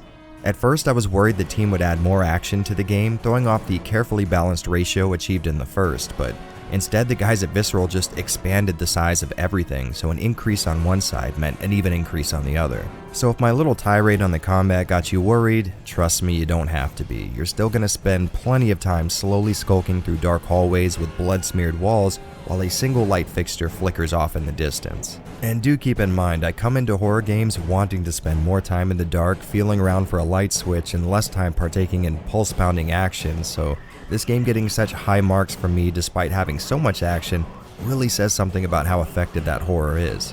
Continuing with the theme of additions, the zero-gravity portions have made a return, but this time with the added bonus of full 360-degree movement, which is exactly what this mechanic needed. It feels like the next obvious upgrade to make for a sequel, and it works perfectly here. You're not going to see it very often, but when you do, it's almost always a fun time. Plus, it helps break up the gameplay once you've spent a long portion of the game either blasting eldritch horrors or walking through their aftermath. The workbenches make their obvious return, and the upgrade system works just as well as it did before, only this time I felt like I was less flush with power nodes at the end. The physics-based puzzles seem to be slightly more complicated than they were in the first game, forcing me to align mirrors and move stuff around in the environment more with kinesis. Of course, they still aren't going to hit Silent Hill levels of challenging, but then again, they help break up the general gameplay loop and walk that thin line between being complicated enough that it doesn't become a bore, but also simple enough that I can typically figure them out just by looking them over a few seconds. So they're not going to give your brain a workout, but they still serve their purpose very well. Obviously, the pride and joy of the series is still alive and kicking, that being the limb dismemberment system, and very true to form, they give you about 5 bajillion hints as to how that works, including in-game audio logs, actual graffiti in the environment, and obtrusive tutorial messages. And while we're on the subject, man, these messages stick around way too damn long. Continuing with these sort of downsides, the new enemies are all really interesting and bring their own strategies to the combat, but 2 of them really piss me off in very specific situations. This acid-spitting asshole is fine enough on his own, but later on in the game, as the difficulty is ramping up and the swarms of necromorphs seem to number in the hundreds, these guys will show up and spit their sludge at you from across the room.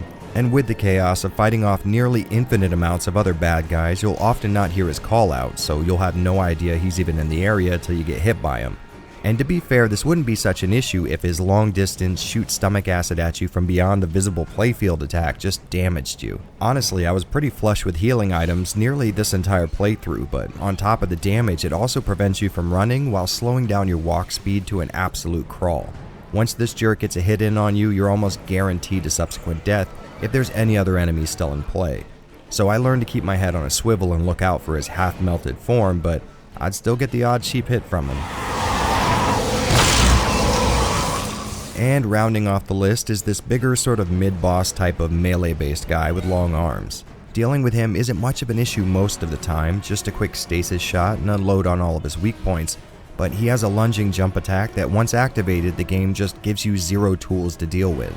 I mean, Isaac's run speed is relatively slow, and instead of focusing on mobility, the game pushes fast thinking and even faster target finding, but I couldn't find any way to knock him out of this attack, and a slow run speed matched with the absence of any kind of dodge mechanic, well, your only hope once he initiates this move is to pray that you were already out of range when he started it, because if you weren't, it doesn't matter how far you run and in which direction, you are getting hit. Maybe getting this move a buttload of wind-up or some kind of obvious startup frames would have helped, but as it is, if he's already in the air, it's out of your hands. And in a game so perfectly balanced for satisfying combat, this one enemy feels really out of place and kind of lazily implemented if you ask me. On the plus side though, you no longer need an external mouse fix patch to get the PC port working well, and that's really cool. That being said, I had some real issues lining up my mouse's sensitivity with the in-game sensitivity slider. It took me a real long time to get the perfect equilibrium between the two, but I am willing to admit this might just be an issue with me and how I like to play. By now, you guys may have noticed that I didn't really give an overview of how this game plays and instead skipped straight to specific examples of what has changed, and well, that's because a majority of Dead Space 2 is just Dead Space 1, and that is a compliment. Too often in the AAA gaming space, developers throw the baby out with the bathwater when a sequel comes around, and while it may be an awesome game, it's just not what we wanted from a follow-up. RE4. Sorry, I must have had something in my throat. Anyways, it's nice to see that these guys were competent enough in their original formula that they only saw to add to it instead of taking away. So if you did like Dead Space 1, I just cannot foresee a reason why you wouldn't like Part 2, but that does set us down a very interesting path. No matter how much I absolutely loved this gameplay experience, the public at large seems to not be in agreement with me.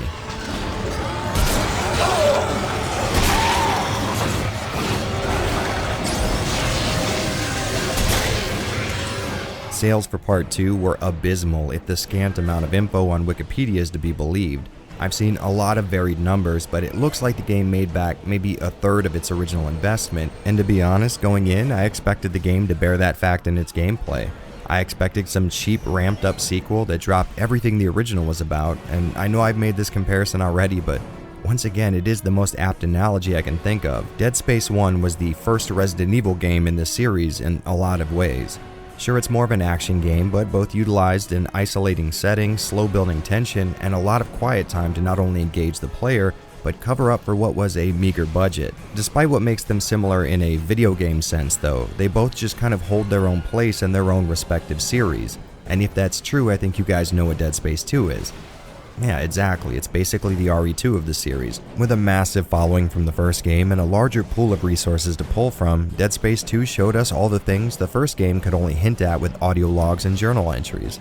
They finally had the money to show us a full-scale necromorph invasion, much like our second trip to Raccoon City showing us what a citywide zombie outbreak would really look like. Through the first hours of the game, I just kept getting images of the second Resident Evil in my head, and yeah, maybe that's because I'm obsessed with the series, but maybe it's also because they seem so spiritually connected. Both titles completely replicated the last game's full experience, but used their new resources to add to that base formula instead of forming a totally new one.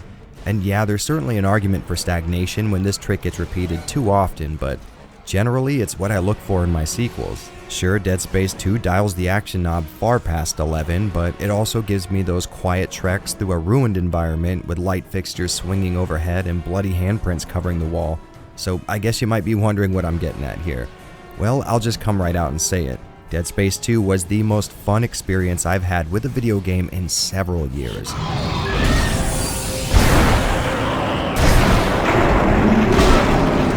I was absolutely glued to my screen the entire time, and with the addition of the challenge from survival mode, I just couldn't put this one down.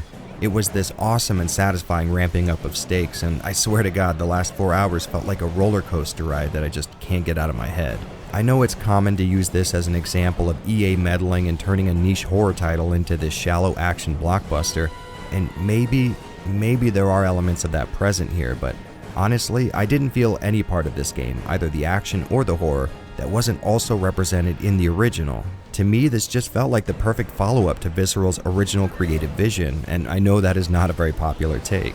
Now, I'm always willing to admit when it might just be my subjective opinion here on this channel, but this time I genuinely think some of you guys might have misjudged this one, and honestly, it's understandable. The general opinion seems to be that this was an example of corporate oversight, but I'm just not seeing it. Maybe even the touch of EA is enough to poison a game in our minds, but this was some of the most fun I can remember having with a game, and the only thing I ask is that if you already own it, maybe pull it off the shelf or reinstall it and give it another go. Sure, there's always a chance that I'm wrong here, and if so, maybe you just wasted a few scant hours of your life, but if I'm right, maybe you just got yourself a memorable experience that'll stay with you for a long time. And if you ask me, well, that's a gamble worth taking.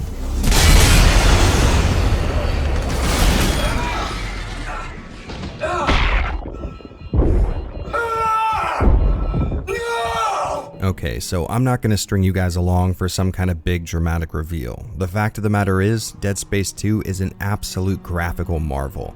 Every little corner of every screen seemed to be absolutely popping with detail, and I just could not stop being impressed by it.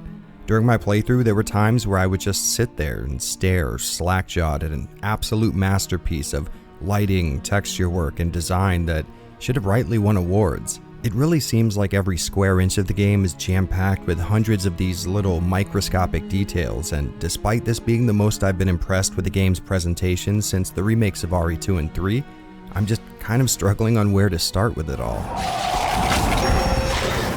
You compromised the compound, you idiot! And with that in mind, it wouldn't be fair to get into the subject without mentioning the giant necromorph elephant in the room.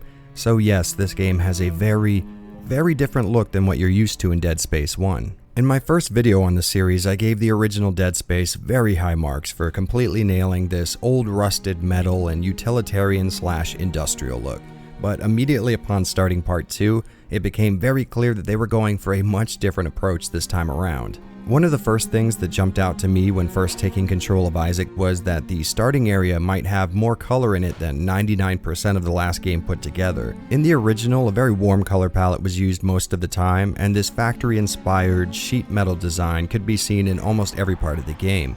But this time around, you're going to be seeing all kinds of blues, yellows, and greens, which can be kind of jarring at first. Now, don't get me wrong, colors like that were seen in the last game, but mostly in the form of accent lighting, sort of like visual indicators of gameplay devices like doors or entryways. And that is still the case here to a degree, but these lights share the stage with environments that look like people could actually live inside of them without taking part in some kind of 1960s Russian art house propaganda piece about the dangers of capitalism or something. And as a horror title, or at least a game that aims to horrify its player, you'd figure bright visuals would sort of play against that idea, but I think the in-universe explanation sort of takes care of that. Dead Space 1 took place on a decrepit, nearly decommissioned planet cracker, and this time around we're on an honest-to-goodness space station. People live, work, and spend their leisure time here. The change from drab and brown to colorful and pretty sort of makes sense in this context. I guess the best analogy I can think of, it's like going from a 70s era nuclear sub to a modern cruise ship. On the plus side though, the new, more pleasing look to everything helps aid in driving home just how much desolation has taken place here. On the Ishimura, I kind of had a hard time telling the difference between parts of the ship that were ransacked by the living dead and parts of it that were just run down and barely functional. This time around, you really get to feel like this was a horrible event in what seemed like a pretty awesome place to live. So while it may not keep the same design language as the first game, I think it works to create a similar feel. It just takes a different path to get to that goal. And for you purists, there are still areas that'll give you flashbacks to the original. Old, rusted environments left in disarray that, if anything, is the devs showing you that, yeah, we decided to do something else, but we still got that old Dead Space talent in us. And as a really cool little nod, you actually get to hop aboard the Ishimura one last time in this game, and I think this section of the game serves as a tiny microcosm of the effort these guys were looking to put in. They could have easily gotten away with just recycling the original environments from Part 1, and I would have still been psyched to jump back aboard the aging planet cracker, but instead they seem to have remodeled whole areas, or at least added so much to the original assets that it's easy to think they did. Since EarthGov got a hold of this thing and tried to scrub it for every piece of info about the marker they could, you'll see work lights, portions of the ship that have been disassembled, and a kind of white tarp over some areas, like they were dealing with an infectious disease. As for the actual game we came here to talk about, just expect all the small post-processing effects that made the original look so damn sharp and impressive despite not looking that great underneath it all, but this time layered over a game that looks like it came from the PS4 or Xbox One generation. The small details like absolutely gorgeous lighting, dust particles, and debris floating in the air have all made a return and seem to be rendered at a much higher resolution this time around. The jaw-dropping perspective correct shadow casting is back, and even though it's only reserved for certain dynamic light sources, it still looks better than a majority of games being released today. On top of all the original little touches of detail that made it easy not to notice a relatively low-res approach to texture work and 3D model geometry, we've got even more enhancements, but if you ask me, there's only one really worth talking about. One little effect that's so damn impressive, I honestly struggle to find the words to describe it. And I know this is going to sound so dumb after that build-up, but I was walking along one of the earlier areas and managed to come across a spot where the lights started going out, leaving me in total darkness. And while moving the camera around, I noticed something. The green glow from Isaac's helmet was actually casting an amber-shaded light onto the environment. Guys, honestly, when this happened, I just stopped for a split second and said out loud, "You absolute madmen." I mean, really, they had no reason to do this. The effect of the green glow that was coming from his visor already looked great, but they put in the extra bit of effort to make it a dynamic light source, and if one day someone who worked on this game gets to see this video, let me just say, I cannot tell you how much I appreciate this kind of effort and sheer will to make a convincing look that you guys put into this game. Cheers, guys. There is not enough people like you in the industry, and that is a goddamn shame. And since we're talking about lighting, I noticed the hard lines that delineated light combs in the first game have been softened this time around, creating a more natural and realistic look to light sources that are shining into really dark areas. And while I do admit that this is the more authentic way to go as far as replicating the behavior of real light in the real world, I kind of prefer the previous look. I feel like the reason I like the more stylized look of the lighting in Dead Space 1 was because it reminds me of playing old PC games and seeing all the cool stuff devs were doing to replicate real-time lighting. That being said, the lighting in this game still blows me away, it's just not as stylistically pleasing in my opinion. One thing that setting this game on a massive space station afforded the dev team was being able to really change up the look of different areas without stretching my suspension of disbelief. If I would walk out of one area in the Ishimura and into one with a completely different approach to color, design, and decoration, it would be a little jarring, but here going from a bright, colorful daycare section to the dark and brooding architecture of the Unitologist Church just feels like a natural progression, honestly. Sometimes I would come across a window looking out at the rest of the space station, and I know they're just skyboxes with low-res 2D textures, but the look of this place just had this perfect sense of scale to it. Kind of like I'd spent too much time in a dark and claustrophobic hallway, and the devs wanted to make sure to give me a look at what I was really inside of, so I kept that perspective of being this tiny little part of this giant game world. And I didn't notice this little tidbit while I was actually playing, but going through my captured footage, it seems like there's a progression from day to night, from the start of the game to a few hours in. Once again, a little detail that just makes me appreciate a team that goes that extra mile. I did have one tiny issue though, one that I think most people probably don't care about.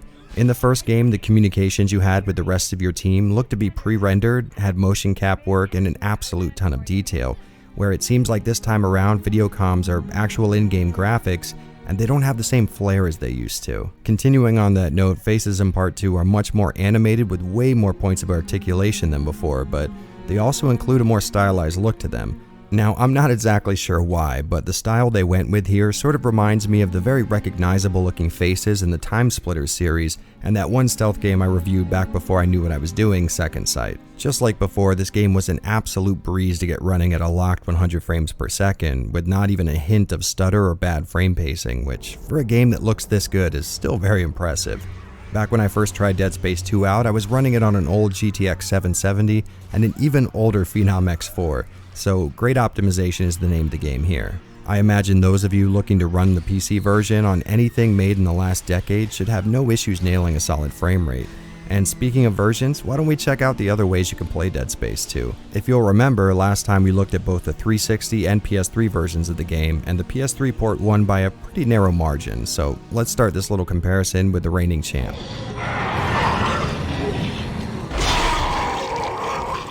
Right off the bat, I was absolutely floored with how sharp and clear the picture was in Dead Space 2's PS3 port. With the first game's console release, I noticed the expected jump down in quality with things like sharpness, and if I had to assume, I'd say this is due to some type of bilinear filter or some other type of adjustment that was meant to de-emphasize jaggies on hardware that didn't do so well with anti-aliasing. But this time around, I felt like I was playing the PC version just with AA turned off. It was really impressive, especially when you put the last game's port and this one side by side. The difference in sharpness and clarity is just night and day. Keeping in mind both of these captures were obtained from the same PS3 with the same video output settings. So as far as visuals go, we are batting 1,000 for sure. But sadly, the frame rate is a very different story. I'm not gonna lie, it's rough getting used to a hard cap of 30 FPS, but that's not exactly outside of your typical experience with hardware from the previous generation. The slowdown from 30 FPS, however, was a much bigger thorn in my side. Scenes with a lot of fog or smoke on screen seemed to drop frames like crazy, and even opening the store in the PS3 version showed some serious slowdown. Now, say what you want about Dead Space 1's ports and their very clear visual downgrade, at least they played well.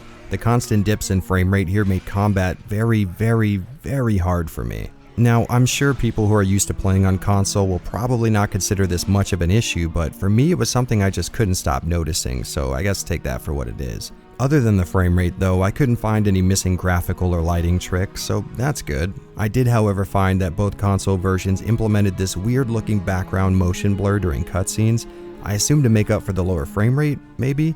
And it is a little distracting, but not so bad that you won't get used to it eventually. So I do have to say I'm a little disappointed with the champ's performance this time around, so let's see if things fare a little differently on the 360.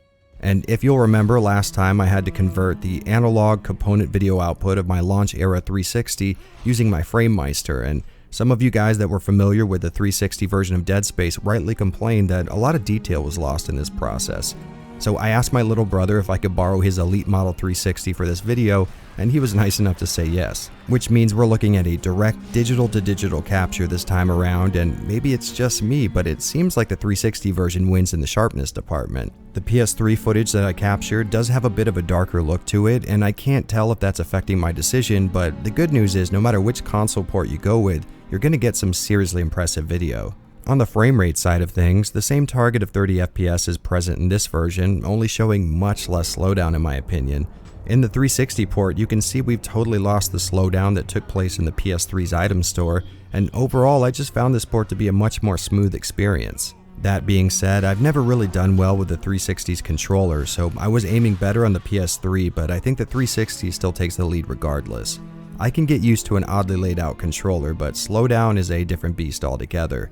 So in an odd turn of events, I have to recommend people stay away from my beloved PS3 this time around, although I'm more than willing to admit that I may be a little more sensitive to these issues than most. So I guess just go with whatever version you can get a hold of, but just to help the decision-making process along, here's each version of the game side by side. Like I said before, the visual downgrade is far less noticeable than you would expect, going from 1440p to an internally upscaled 720p, with the only obvious signs being a much more alias picture on console. As far as I'm concerned, jaggies aren't the worst thing in the world, and even sometimes gives the illusion of added sharpness, so if you can't or don't want to play this on PC, these home console versions are more than a great solution visually speaking, but since I don't play shooters well with controllers, I can't really tell you I'd choose them for myself. Okay, so I guess it turns out having to sum up my feelings on Dead Space 2's presentation is actually really easy. This is one of the most impressive showings I've seen in years. Now, it obviously doesn't come close to the newer games in terms of raw power, but instead beats them in artistic merit. These guys really did try to include every possible little effect and addition the hardware would support. Things like environment design and interactivity don't always get lumped in with the game's look, but if you ask me, Dead Space 2 makes a solid case for that being a little short-sighted. The more stylized and less realistic looking faces than the first game look better in motion than your typical photorealistic approach, because when something already looks a little cartoony, well, you're not as likely to care when animations don't exactly line up with real life. On the flip side, the lighting is probably some of the most technically impressive and best all-around looking implementations I've seen in recent games. So specifics aside, Dead Space 2's visual presentation gets a gigantic thumbs up from me. That style and feel of the original shows through perfectly in this sequel, but with about 1 million additions that might have you believing it's a recent release. I know most people don't play games specifically for their graphical look, but maybe give Dead Space 2 a spin for that exact reason. Hey, if you end up not liking the way the game looks, on the plus side, you have an incredibly fun gameplay experience to fall back on, so it's a win-win situation. Oh god. Ellie, step 3. You owe me an eye, you bastard! When Dead Space first released, I remember being blown away at such a unique and innovative title having graced the same exact console generation that had been doing nothing but cloning Gears of War and Call of Duty for the last few years. And with Dead Space 2 getting such a big increase in budget and more attention from its EA overlords, I just kind of assumed it would be another series that had all of its edges rounded down so it could fit in a more traditional box. And I think most people felt the same because of the massive $40 to $60 million budget given to Visceral. Only a very small portion of that was made back in sales, and if you ask me, that is an honest-to-goodness crime. This game is everything the original was in my opinion, but with a few additions, and when you're making a follow-up to a popular game, I know it should be common knowledge to only add to the proven formula instead of taking away, but I think if anything, Shinji Mikami has taught us that this is not always the mindset developers go into these things with. So if you've never played Dead Space 2 because you thought it was a big budget cash grab that took away all the personality that the original had, well, I'm here to let you know it is absolutely not the case. This is a real marvel in an industry where sequels are very rarely handled this well. So I guess I'll put it as simply as I can. Did you really enjoy Dead Space? Do you want more of it but in a prettier package? Well, I've got some good news for you. Oh, and before I go, I just wanted to thank all of you for showing this little project such massive amounts of support. You guys are absolute sweethearts, and here's hoping I see each and every one of you next time right here on the Dead Space Retrospective. We just lost!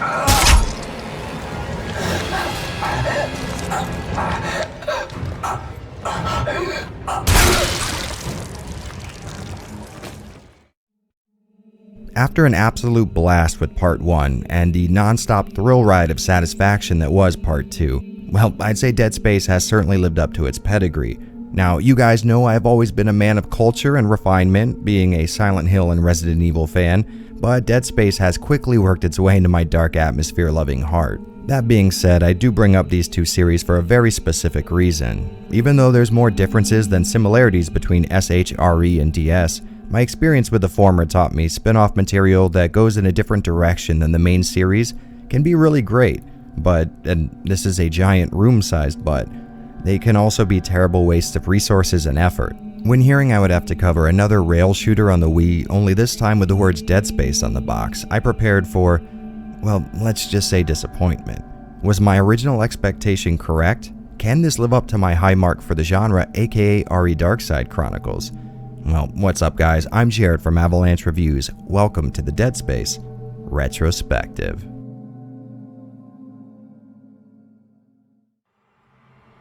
The development of Extraction is about as easy to sum up as you could expect. Visceral wanted to make sure Dead Space hit every media market humanly imaginable, and at the time, much to my chagrin, the Wii was a real competitor in the games industry, despite being, and this is true, an absolute piece of shit. The goal with Visceral seemed to always be this shotgun kind of approach, where no matter where you were and what media you liked to consume, you could count on getting some kind of Dead Space experience, and these guys really went all out with this approach. We got books, movies, comics, and games, of course. Although I am a little sad we never got that Dead Space branded mission to Mars. So while it looks like a cash grab from certain angles, I like to live in a more optimistic world, where the devs behind Dead Space really had an awesome story to tell and just wanted people to be able to consume that story in any form they wanted.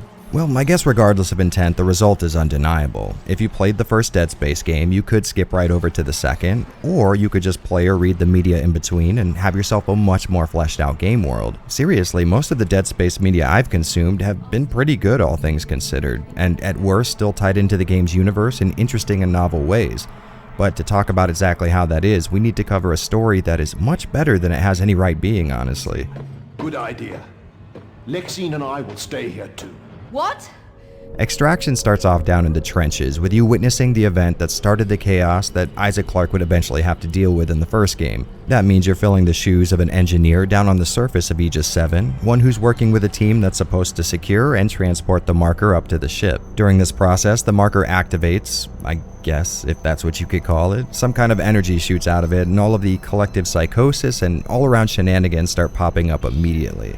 First things first, we need to repair some damage this energy event caused to the equipment near the planet cracking site, but as we do, we get to witness some of the events hinted at in the first game and described in the comics. What in God's name are you doing?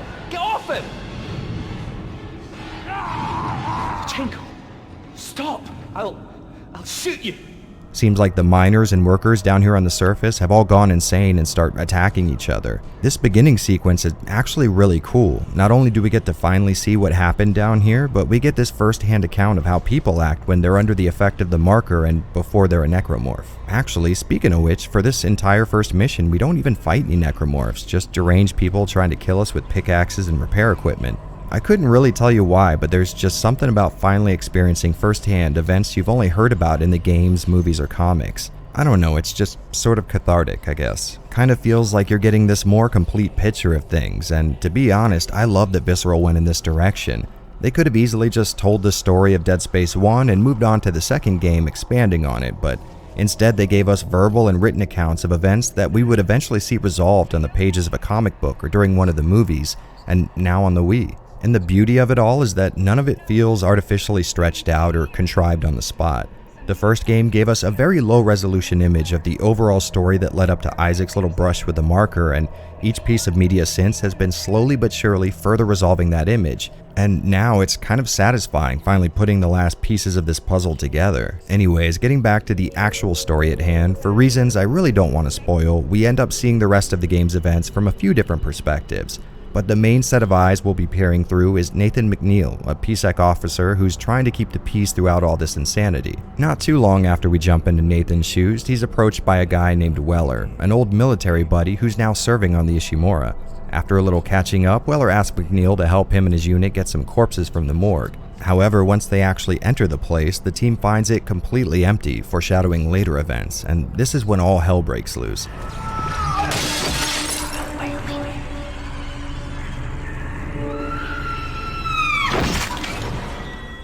People all over the colony begin losing their minds and start attacking anyone in their way.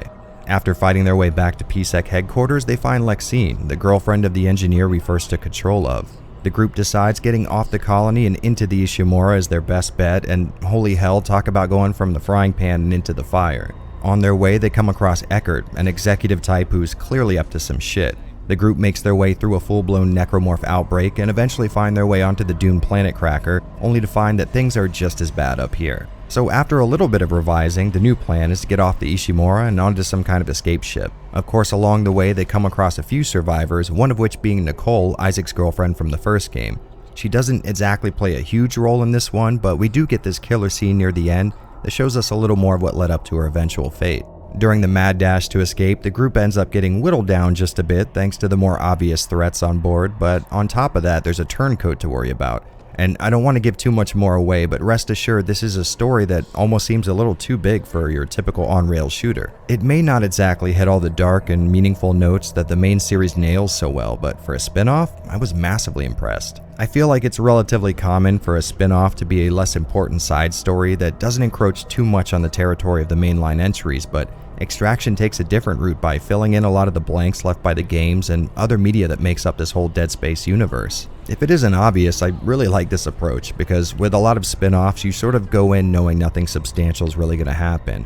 Now don't get me wrong, I loved RE Revelations, but I think we all knew that this wouldn't be the game where the mighty Jill Valentine would meet her end. Come to think of it, the way the story plays out is a cool little topic of conversation in itself. There are no pre-rendered cutscenes in Extraction, all of the story is given to you through the gameplay, and since this is a Wii shooter, it never breaks that first-person perspective for it. So you actually feel like you're taking part in these conversations and events instead of feeling like you're watching your character experience them. Of course, this being an on-rails shooter, you're not going to be controlling your character or anything, but this unbroken perspective just sort of adds a tiny layer of believability to things. As far as voice acting goes, these guys are far from the worst I've ever heard, but they're not the most convincing either. Something's not right. Weller should have contacted... Watch out! All of the people you end up meeting have accents from around the world, which really pushes this idea that the entire Earth has sort of united around the idea of planet cracking, and I think this game does the best job of bringing that idea across so far. I mean, I didn't exactly get attached to any of these guys, but the story has this fast and frantic pace where every second not spent figuring out how to escape this madness is spent shooting the arms off of necromorphs. So I didn't really need to relate to their characters because I was more relating to their situation. All of them are on the Ishimura after all, and we all know how that story ends, so I'm on board with the whole we gotta escape and we gotta do it now direction the story goes in. There is a small amount of world building throughout the affair, but definitely not the huge amount you're used to in a Dead Space game, and I think that's perfectly acceptable for a spin-off. And since it's a shorter experience, I won't go much further than this, but I will say I was really surprised by Extraction. It didn't do a lot to break the feeling that this is a side story, but within the confines of a story that already exists in the main series, they were able to do a surprising amount. Pure and simple, if you love Dead Space's world and specifically the events that led up to Part 1, you should absolutely dig into Extraction. It's not going to add much of anything to the story at large, but instead fills in a lot of gaps that'll have you saying, hey, I remember that, or damn, that's how that happened. It really does this amazing job at completing the tale that we already heard, and there's something really cool about finally seeing the things that you up to this point had only heard in audio logs and conversations with survivors. If you find yourself overly interested in the world of Dead Space, this will be a great little snack to tie you over till you play the next entry. And it just kinda hit me that using a term like snack might not be appropriate in the context of a virus that uses dead bodies to morph into killing machines. Oh well. Fuck it. Gameplay in Extraction is a pretty standard affair if you've ever played an on-rail shooter before. Essentially, the game plays out as one long cutscene with spots peppered throughout where you will be allowed to sit in one place and shoot enemies. Now, that's definitely a simplistic view of what's going on here, but you guys get the idea. Sadly, I'm not much of an on-rail shooter type of guy, so the only thing I can really compare it to would be the last game of the genre I can remember playing, Resident Evil Darkside Chronicles. And from the start, I can go ahead and give Extraction the win in one very important metric. If you guys watched my review of Darkside Chronicles, you might remember one of my main issues with it was this hyper-exaggerated amount of camera bob the game used throughout the whole experience.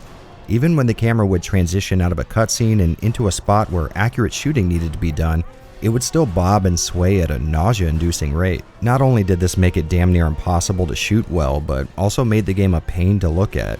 Well, Extraction gives you an option for decreasing the amount of camera shake, and I immediately set this to its lowest setting just to make sure we didn't have any repeats of my time with Darkside. Another thing Extraction does better than its RE counterpart is immersion. Now, you might say it's a little hard to get immersed in a Wii light gun shooter, and I guess you have a point, but I would argue immersion's even possible in an 8-bit game if it's done properly. In Extraction, there are no cutscenes that show anything other than your character's perspective. That means there's no dissonance caused by seeing your character in the third person and then switching to the first person for gameplay. While this is relatively normal in video games, I think it adds to the delineation between the interactive bits and the cutscenes. Making a game like this lets us know that we have two distinct modes of being in the game. One where we watch the actions that we have no control over, and one where we perform actions that we do. Now, it is worth mentioning you can't actually control the actions on screen when Extraction is having your character move from one area to another, but the effect it has on your mind isn't diminished at all, or at least it wasn't for me. And as a cool little bonus, in order to keep this unbroken immersion, you'll notice when switching between characters, instead of text informing you of who you are, or a scene where the camera might zoom into the back of your character's head, there will be a little scene at the start of the stage that will have your avatar looking into a reflective surface. I don't know why, but this really impressed me. I mean, they could have easily handled this in a less creative manner and I totally wouldn't have noticed, but it seems like the attention to detail seen in the mainline series has found its way into this little spin-off, which is really awesome. But all of this relative minutia aside, Extraction is pretty damn enjoyable as far as light gun shooters go. The general formula is you'll pick a stage from the main menu and then take control of a character. There'll be some expository dialogue or action at the start, and as the camera follows its preordained track, it'll take a break and sit still for you to shoot at necromorphs. At first, this wasn't the most engaging approach for me since I was keeping my Wiimote's cursor off the screen so I could get some nice captures of the story scenes without this little floaty thing obscuring them. But then I started to notice that there's a slight amount of interactivity during these scenes, in the form of collectible audio logs, ammo, weapons, and most importantly, upgrades. Sticking to the Dead Space canon, you use a kinesis module to grab items out of the background, and while this does work pretty well most of the time, you'll notice that passing characters or an awkward angle will trick this thing up pretty often. The hell? Is that normal? Not really, no. There was a sort of downside to this because during cutscenes I was trying to pay attention to what my characters were doing and saying, but I was also trying to look at every little pixel in the background to make sure I didn't miss any of those precious upgrades. But I guess I should talk about how these upgrades and collectible items actually work in the game. Before each mission starts, you can set up your loadout. Kind of. Certain missions only let you take one extra weapon into it, probably for balance's sake, and the bottom slot is always filled with your rivet gun. But under the weapons, you'll notice these little blue squares which show what level the weapon is at. Throughout each level, you'll find these upgrades, and with each one gained, that specific weapon gains bonuses in attack power and capacity. Sadly, these upgrades don't apply to the specific weapon you're holding when you get it, so you might excitedly start a mission over again to grab a missed upgrade, but then find out it's for the flamethrower or something else equally useless. Now, I will say that these are hidden relatively well in the game, sometimes not so much by obscuring them with a background, but moreover having them out in plain view but while your character is moving frantically from one spot to another, so you might only get a second or two to pick one up. I wouldn't worry too much about missing out on these though. Even though I feel like they are necessary for really enjoying the game, I only ever restarted a mission to get one of these missed upgrades once. Other than that, I had nearly every weapon upgraded by the last stage despite not exactly going out of my way to get them. And this method for grabbing upgrades counts for weapons too. You start each level with a measly PSEC sidearm and a rivet gun with infinite ammo in case you run out of every single damage dealing implement you come across, something that actually did happen to me on the second to last level. As you progress through a level, you come across weapon pickups, and once you've obtained that weapon, you can select it from the loadout menu and start any mission with it. And just like the first DS game, I spent most of my time with Extraction using the plasma cutter. It has the best spread mixed with the fastest reload and damage output, and you know what? We haven't even really covered the reload mechanic, have we? So this game takes a very interesting route with such a common act. You can just press the L trigger to perform a reload, but these are slow as all hell, and in the beginning of the game, before I knew about this mechanic, I was getting my ass handed to me. Enemies would mob up on me, and while shooting their limbs off, they would always get several hits in while I was waiting for a reload to finish.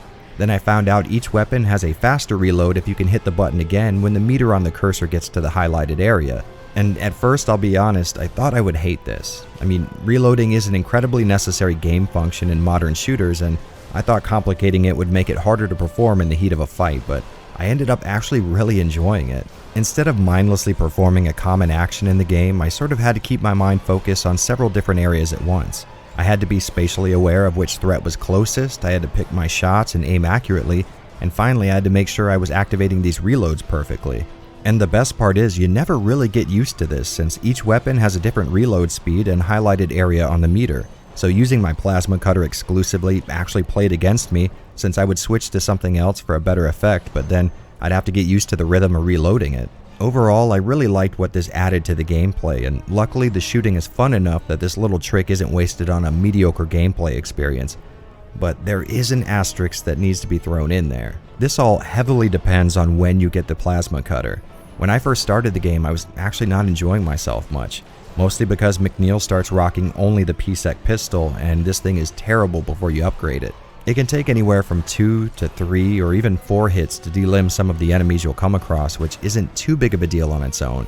You do get a pretty big capacity on this thing, so the extra shots you'll need to take doesn't mean constantly reloading, but this thing has a crazy small cursor, and if you're aiming at something that isn't point blank, the shaky nature of the Wii's motion tracking turns this into a dice roll. I even took to resting my wrist on the arm of my chair to steady my aim, but even then the cursor was moving all over the place. Now it's worth mentioning that a plasma cutter is available from the very start of Mission 1, right above these lockers here, but I missed this my first time around and had to get through some seriously tough encounters without it. And while difficulty can make a game more satisfying sometimes, I typically don't feel good about a game's combat if I'm taking a lot of damage for reasons I don't feel like are 100% my fault. But like I said, once you do get a hold of a weapon you enjoy, the game becomes really fun. While you're playing, you'll come across these little puzzles that are supposed to act as a hacking interface, and while they give me heavy Bioshock vibes, they're pretty fun overall. Sometimes they show up while you're being swarmed by enemies, so you'll need to switch between solving them and shooting necromorphs, which is actually pretty tense. Interestingly, every single weapon has some kind of alt fire, so no matter your loadout, you should be able to deal with almost any situation. The only problem there being how alt fire is activated.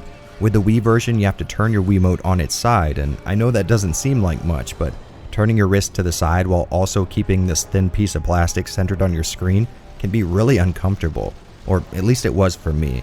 But in all fairness, I've had a few wrist injuries that might make this a little harder on me than it would be for anyone else. After sitting here and really thinking about it, I don't have many downsides to talk about. Sure, the kinesis can get blocked by a character rapidly moving into frame, and holding a Wiimote sideways can be uncomfortable, but it's not like you're going to need to do this a whole lot. The game just sort of does what it needs to, and it does it really well, in my opinion. There is one complaint though, one that's truly worth mentioning, but it's kind of inherent to the nature of the game and the platform I'm playing it on. This may sound really stupid for someone who on purpose played a Wii game, but the biggest thing that I have to complain about is the absolute terrible nature of accurate aiming with the Wii's very ineffective motion controls. Now, I know I'm setting myself up for a huge influx of comments about how effortless and effective Wii motion controls are to the commenter personally, but nearly the entire industry agrees that Nintendo's low-resolution IR motion tracking was incredibly flawed and hard to use, and if that's not enough, Nintendo seemed to agree.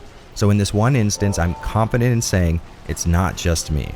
I had my sensor bar on top of my monitor and calibrated to make sure I wasn't going to have too rough of a time lining up shots, but as you can see from the footage, my aiming was incredibly shaky, and while I would love to blame years of coffee and energy drinks for this, I had my hand resting on the arm of a chair for most of the experience. Even after I turned sensitivity down in the Wii settings, I still had this jittery and shaky reticle on screen. Now for most games this isn't much of an issue. With RE light gun games, I just aimed for center of mass and had no problems hitting most targets. But in Extraction, you're going to need to hit some seriously tricky shots given the circumstances.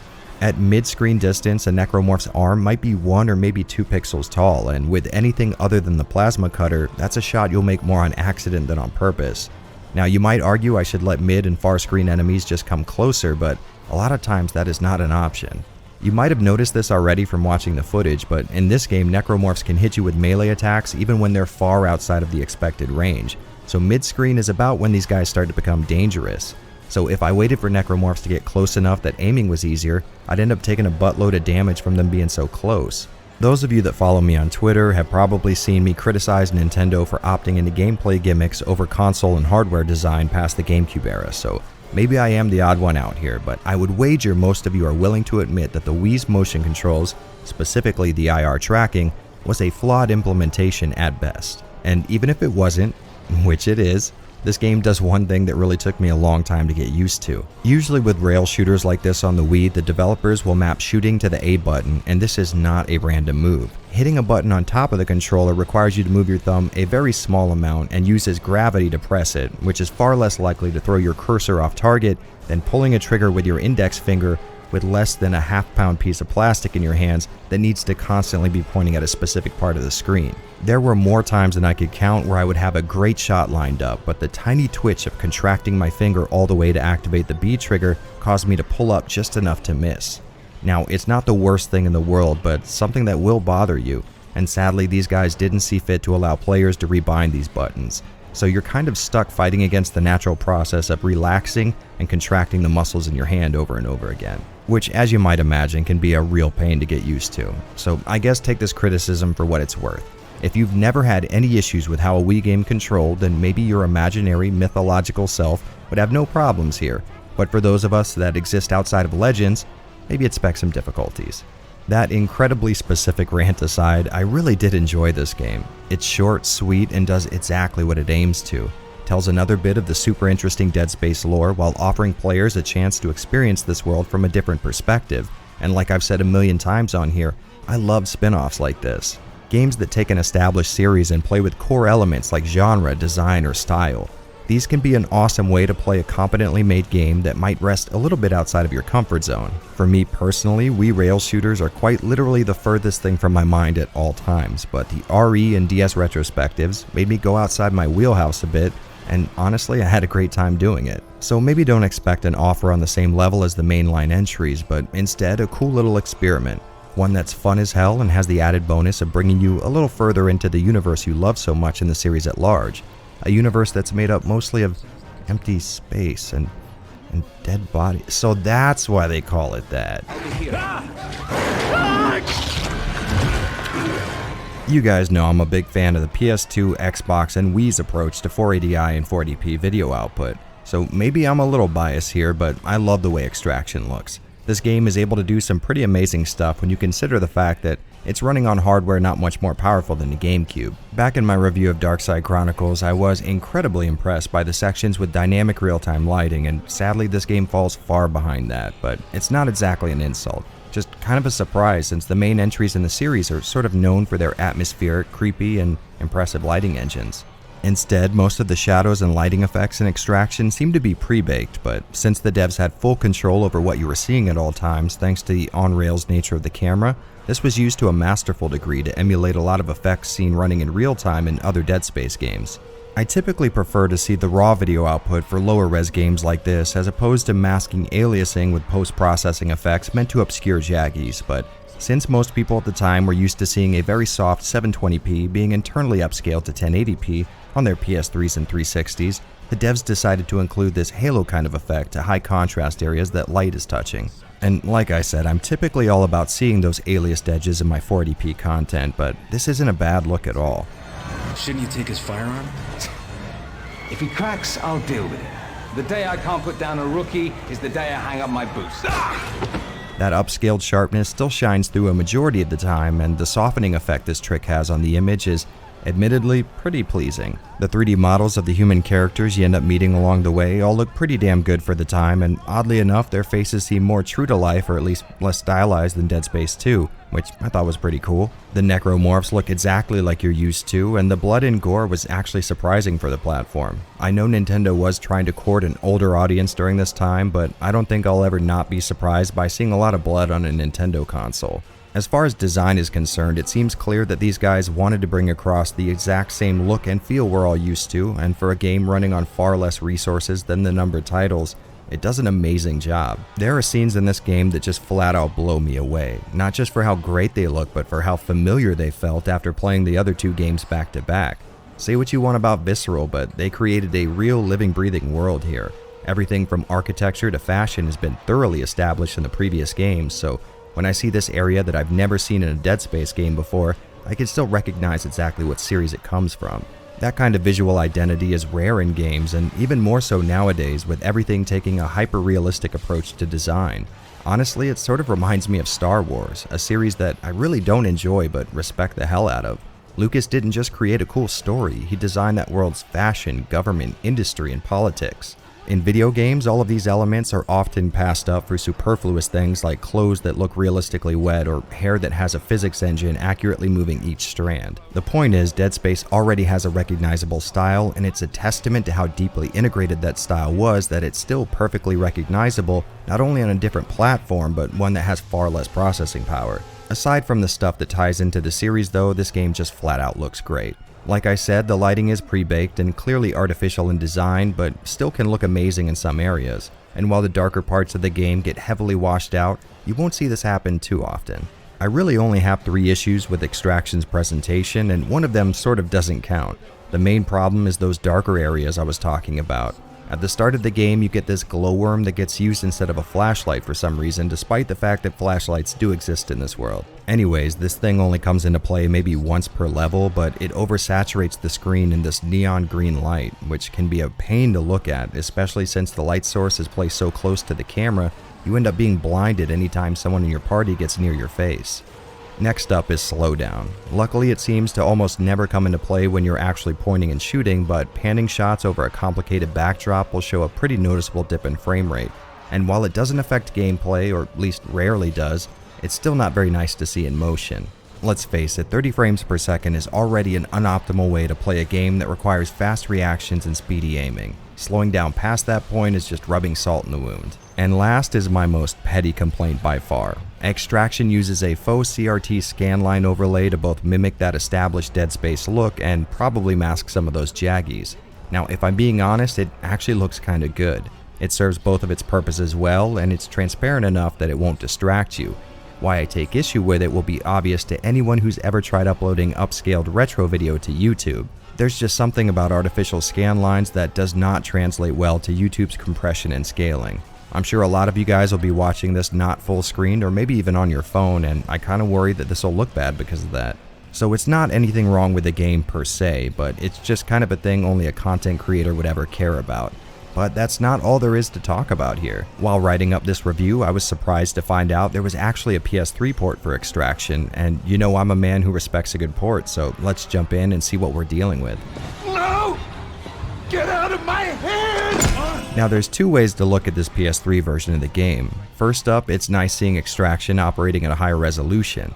At first it may look like more detail has been added here, but a careful eye will notice the same details present in the original. It's all there if you're looking, it's just harder to resolve such small pixels at a mere 480 vertical lines. As I was playing it, I got the feeling that this is the lazy kind of port, the kind that just plops everything over to a new console without any kind of improvements or adjustments. Not only has the base game been transferred over with no bump in visual fidelity, but it's a warts and all sort of deal. So it still runs at 30 FPS, and surprisingly, the slowdown has been perfectly ported as well. In both versions, you'll see slowdown by 10 or more frames per second and in the exact same parts. So this is clearly emulation, and I guess there's an argument for accuracy with these things, but if you aren't going to bump up things to a totally doable 60 FPS on PS3, maybe fix some of the slowdown at the very least. I mean, it's not like they were above making changes. As you might have noticed, the scanline effect didn't make it into this version, and in its place is a static filter, one that's not necessary at all as the game already has a very smooth look to it. On the plus side, HDMI output lets us get a pure digital capture of this game without having the console converting the internal digital video to analog and my FrameMeister taking that analog picture and reconverting it back to digital again, so that's nice. I don't have the PS Move accessory, so I can't say if it controls any better than a Wiimote, but I'd say it's a good bet that it does. With a controller, the game is definitely playable in my opinion, and even easier in a lot of ways. Moving your wrist just a small amount to get from one side of the screen to the other is nice, and holding your thumb in a direction for a few seconds is not the best replacement, but at least I don't have to worry about my button presses moving my cursor off target, so we'll call this one a tie. If you enjoy playing these kinds of shooters with a controller, you'll probably like this port of the game, but if you're looking for a more one-to-one type of deal, this version does so little to the look and feel of the game that playing the original isn't exactly a downgrade. So maybe the PS3 port was a little lackluster, but on the plus side, this is an amazing looking game for the platform. I did have a few small gripes, but was pretty impressed overall with what they pulled off, and yeah, maybe your average person doesn't care quite so much about the context of what other Wii games looked like, and yeah, maybe I obsess over tiny graphical effects and processes, but I can't do much about that. Listen, alright, I'm an addict, okay? I recognize that, and I'm working on it. Just very slowly. So if you enjoy 480p video as much as I do, then this game will probably look great to you. If not, try the PS3 version. They're so damn similar you really can't lose with either of them. I can't risk them getting in here. You just watched us kill them all.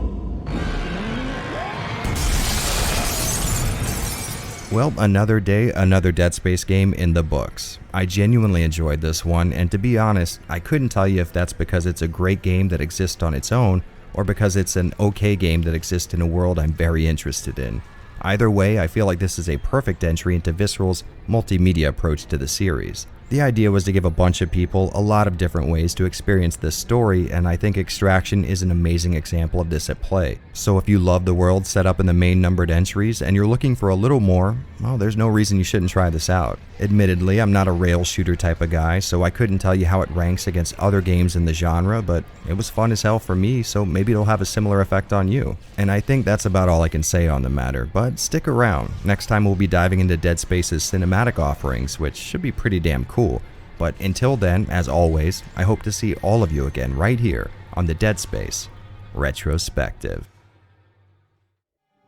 Alright, so I'm gonna go ahead and level with you guys. When I started this retrospective, I was under the impression that there were only 5 games in this series: Dead Space 1 through 3, Extraction, and the mobile entry on iOS and Android.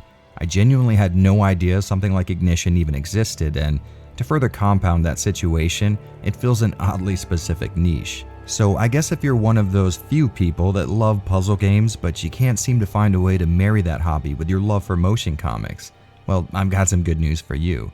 What's up guys, I'm Jared from Avalanche Reviews. Welcome to the Dead Space Retrospective.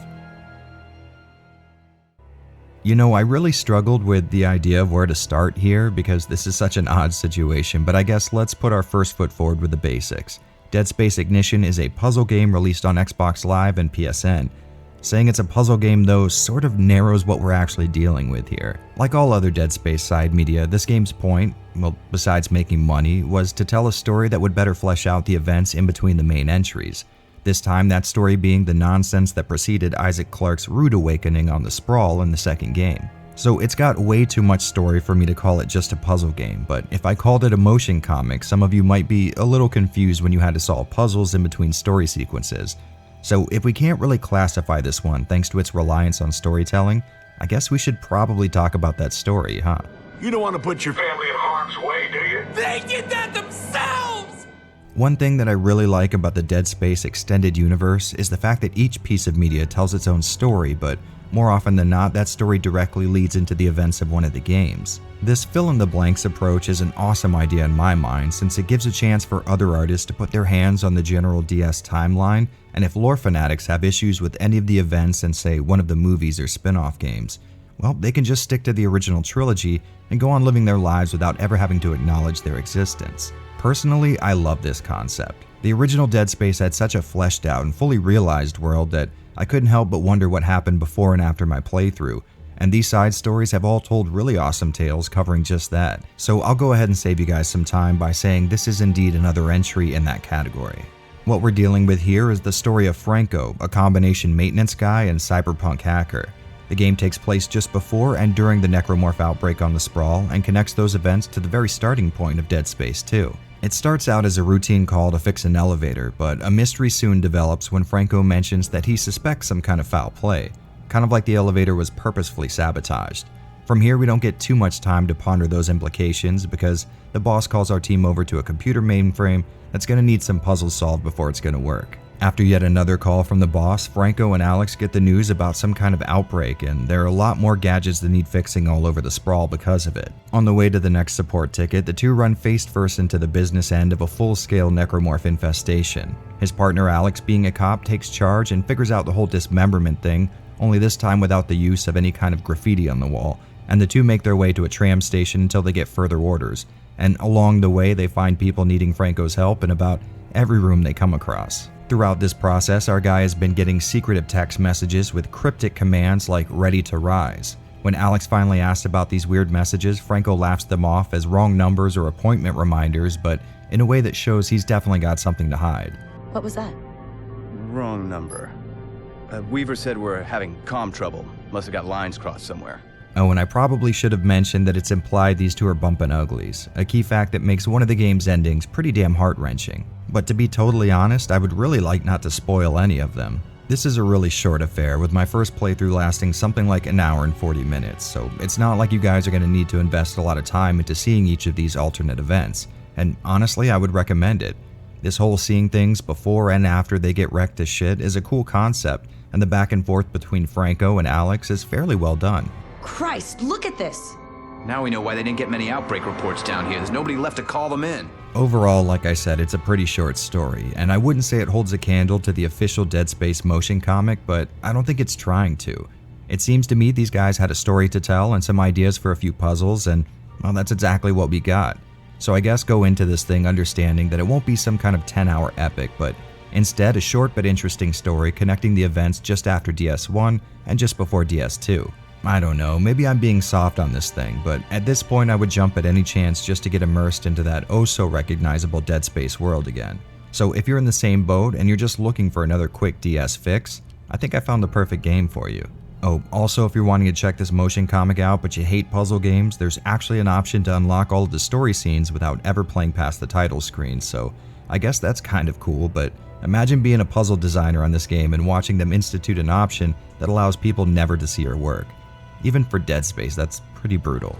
I have no idea, but I do know this. I'm hanging on to this plasma cutter. Gameplay in Ignition is pretty damn easy to summarize. You spend a few minutes watching the motion comic unfold, and the story will eventually contrive a reason for Franco to hack something.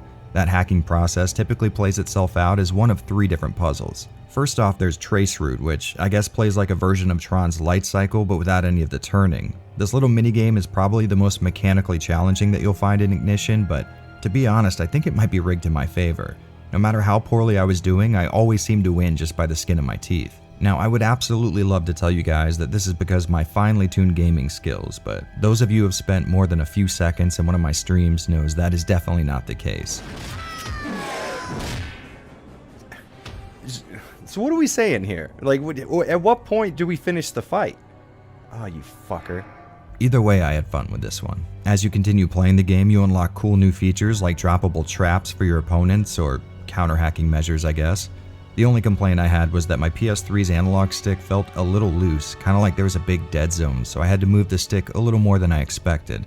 And for some reason, this minigame doesn't let you use the D-pad, even though it seems perfectly suited for this kind of gameplay. While you're heading towards the finish, the course will twist and turn, and this can be super disorienting, but in a really cool way. When it would alter my perspective, I felt like some kind of a super genius every time I was able to pull ahead while accounting for totally new directions with new controls. Not too bad a way to spend a minute or two in my opinion. The next puzzle, System Override, is kind of like an attempt at a tower defense game. You can choose to disperse your little hacking tools in one of 2 directions, and you have a lot of different tools at your disposal, like ones that can stealth by certain nodes but get caught by the searchlight looking ones, or my favorites, the little guys that corrupt nodes and cause them to attack each other.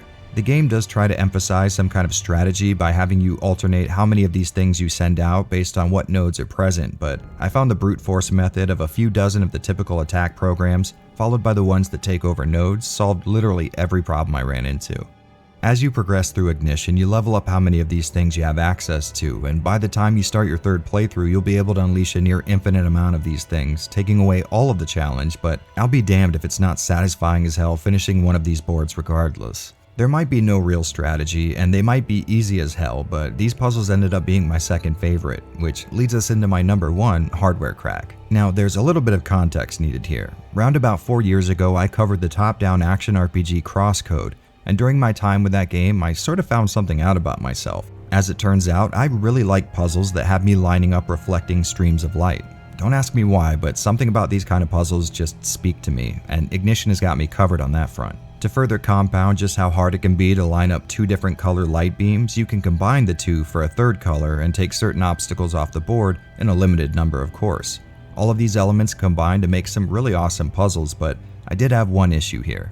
Sometimes you could spend a few minutes lining up a solution for it to turn out bunk, and now you're in a situation where you don't have enough time to start a new plan of attack, but you can't just restart the puzzle. So you have to sit there like an idiot until the timer runs out. I guess technically you could just quit the game and reload your save, but that usually takes just as long as it would to wait. So that is kind of annoying, but other than that, this was a pretty fun time. So at this point, you've basically seen everything Dead Space Ignition has to offer gameplay-wise, and while it's not a whole lot, you gotta keep in mind what this game is trying to accomplish.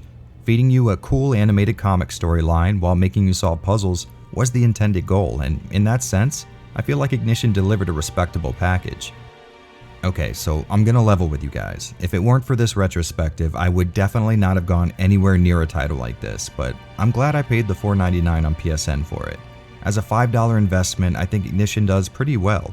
I came into this expecting to hate it, but instead found a surprisingly enjoyable time. That being said, I don't get the feeling that a lot of you are the type that would drop a $5 on a puzzle game, but if it turns out you enjoy this kind of stuff, or if you want to jump into another really well done Dead Space side story, I'd recommend giving Ignition a shot. I may not have wanted to play this at first, but now that I have, well, I'm kinda glad I did. Oh, you have got to be shitting me! Now, typically this is where I would talk to you about a game's presentation, but I don't think I'll be able to tell you much more than what you can glean just by looking at the footage on screen. The puzzle areas look appropriate for the series, I guess, and the motion comic, while not having what I would call top-tier comic art, is still pretty okay looking. Some of the animation can be a bit too over the top sometimes, which causes the original art assets to warp in odd ways, but most of the time it looks perfectly fine. And on top of that, I did notice what looks like block boundary compression artifacts and scenes of the motion comic with a lot of movement in them, but it wasn't all the time. So I'm kind of left with the hard job of describing something that definitely doesn't look amazing, but also doesn't look too bad either. Like, imagine if someone forced you to write a 4-page paper on your commute to work today. That's how I feel right now. What I mean by that is this game is about the minimum required amount of effort for something not to look terrible, but they never strive for anything beyond that, which I guess isn't the worst thing in the world. Sorry, handsome. Private party. So, Dead Space Ignition. Talk about a surprising outcome. Like I said before, I did not expect to enjoy this game. I mean, what would you think if I told you there was an RE game that consisted of just cutscenes and block pushing puzzles? You know what, come to think of it, I'd play the hell out of that. Well, whatever, you guys know what I mean. If you have a $5 bill burning a hole in your pocket, I'd say this game is a pretty solid bet. It'll only eat up over an hour of your time, and if you don't like puzzles, you can just watch the whole motion comic from the options menu. So there's not a whole lot to lose here. And on that note, I need to get to work on the next entry in the series and the last video for this little project of mine. So stay tuned for that, and until then, here's hoping I see each and every one of you again right here on the Dead Space Retrospective.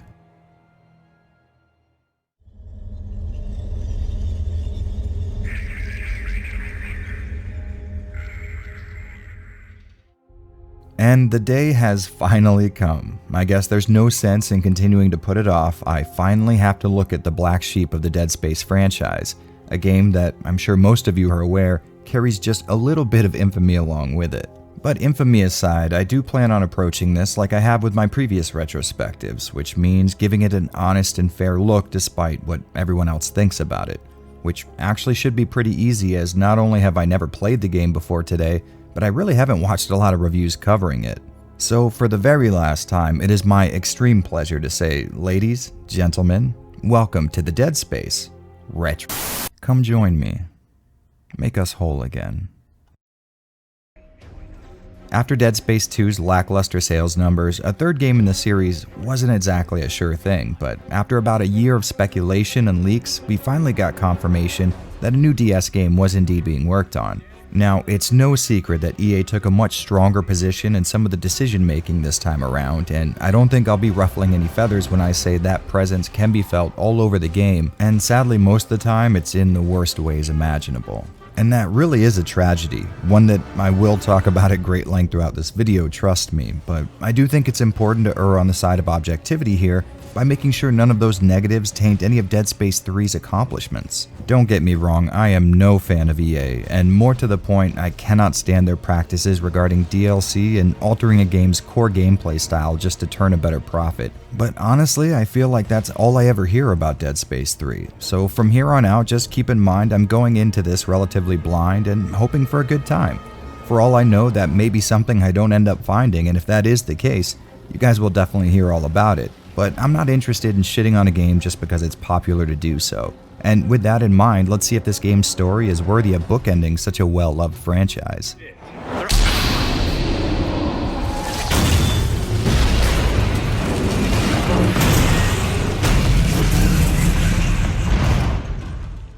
and I'm coming out of the gate swinging here. Dead Space 3, in my opinion, does a pretty good job at capping the franchise off, at least as far as the story goes. With the books, movies, comics, and spin-off games, we got a whole lot of DS lore, and after playing and watching all these pieces of media for months on end, what I really wanted was a satisfying conclusion to the series. And this is definitely not coming from a, God, I hope this series ends soon sort of place. I really did love these experiences I had, but a part of me also wanted to see the kind of climactic ending I knew these guys were totally capable of. So maybe we should jump right in because there's a lot to talk about here. Hey! What is it? What's going on? Nothing. Everything's fine. Dead Space 3 starts off with a really good recap of the previous games and even the events taking place long before the first game, like the formation of the Unitologist Church. Although, if you haven't played those previous games, this sequence is going to spoil a lot of really cool revelations that you might have otherwise discovered on your own. Although, I guess if you're the type of person who would go into the third game of a franchise without playing the titles that came before, you aren't likely to care about that. The game proper starts with a sequence showing events that happened hundreds of years ago on a strange icy planet called Tal Volantis. Now, these events will be further expanded on later in the game, but as far as an en medias res introduction goes, it sets up a pretty awesome mystery. Who are these guys? Why are they looking for this codex? Why are there necromorphs all over? And why is our character being rewarded for his hard work with a good-sized hole to the head? Glad to hear that. All that will be further contextualized later, but after the pre-intro, we're taken to a dingy apartment where Isaac Clarke lives alone. According to the game, him and Ellie from the last game had a nice little happy life together, but as the necromorph scourge spread and threatened all life in the galaxy, a little bit of a wedge was formed. It seems like Ellie is looking for a way to keep what she experienced on the Sprawl from happening everywhere else, but after what Isaac has been through being used by the Marker, EarthGov, and the Unitologist, our guy understandably just wants to live out the rest of his life, avoiding ever coming into contact with any of those things again. He seems to have taken a very defeatist kind of, oh well, what are you gonna do type of attitude, and this is what drove Ellie away. Now, I've seen a lot of people criticize this move, but I don't know, it sort of makes sense to me from a narrative standpoint. Here's a guy who's seen terrible things, been experimented on, has come close to death a countless amount of times, and held many full conversations with his ex-girlfriend who just so happens to be long dead. Honestly, I might develop a little distaste for humanity myself in that situation. But Ellie is really gung-ho on finding a way to save the human race, and since that would include the people who repeatedly stuck a fuck-off needle into his eye on multiple occasions, well, Isaac's not so into that idea. So, since then, Isaac has been living the bachelor life until EarthGov busts in and not so subtly insinuates he might want to take part in a rescue mission. You know, the kind of subtlety that comes at the end of a gun. So it turns out Ellie joined some kind of military-civilian task force charged with finding the origin of the markers with the hopes that this will end the apocalypse that humanity is facing. However, she went missing, and before that, according to her, Isaac's the only guy who can finish the fight. Surprise, surprise. On top of that, it seems like the Unitologist Church has reached its final form as some kind of religious insurgency type of thing, looking to speed up the whole end of all human life.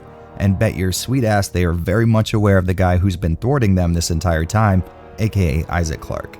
I actually really like this setup. It feels very cinematic, the way that the writers have set up a situation where most human beings in the galaxy are in a panic, which allows a small contingency of religious zealots to form an armed force that's big enough the government, who's mostly worrying about killing these walking corpses with shivs for arms, can't exactly do much about them. This is a genuinely tense situation, and it feels appropriately bleak given the context of the full Dead Space series. On the way to getting off the planet, Isaac runs into this absolute gem of a guy who's running the aforementioned Unitologist uprising. They know Clarke is the one who stopped them in the past, and they are fully aware that he can destroy markers thanks to his special position as one of the only people alive to have come in close proximity to one without completely losing it or turning into a mess of bones and flesh. Speaking of which, these guys have been going around to major human colonies and destroying the structures that house these newly manufactured man-made markers, so they're the ones who've been spreading these necromorph outbreaks, which would explain why the problem still persists after Clarke destroyed the marker in Part 2.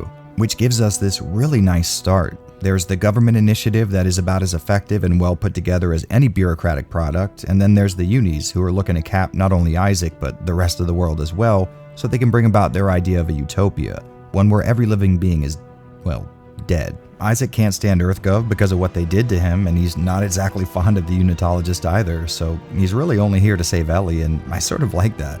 While throughout the series he's sort of been the chosen one type of character, he's always seemed to resist that idea. It seems to me like the guy just wants to be left alone to draw scribbles of markers on his wall and not get needles shoved into his eye. I feel like that's an understandable position to take, but instead he's heading to an ice ball of a planet with the intention of saving yet another ex-girlfriend. And after a little bit of regrouping, our team makes their way to Ellie's last known position, where they fall prey to the same exact thing that took Ellie's ship down.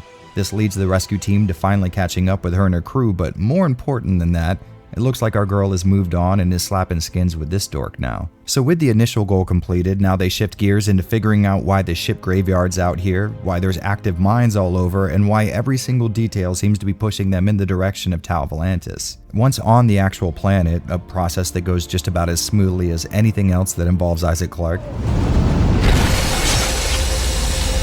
the group find out that this planet is believed to be the marker homeworld, the origin point that connects all of the markers that have been found throughout the galaxy, and the Sovereign Colony's armed forces, which I think is a separate entity to EarthGov. We're here to figure out exactly how this could be used to help mankind.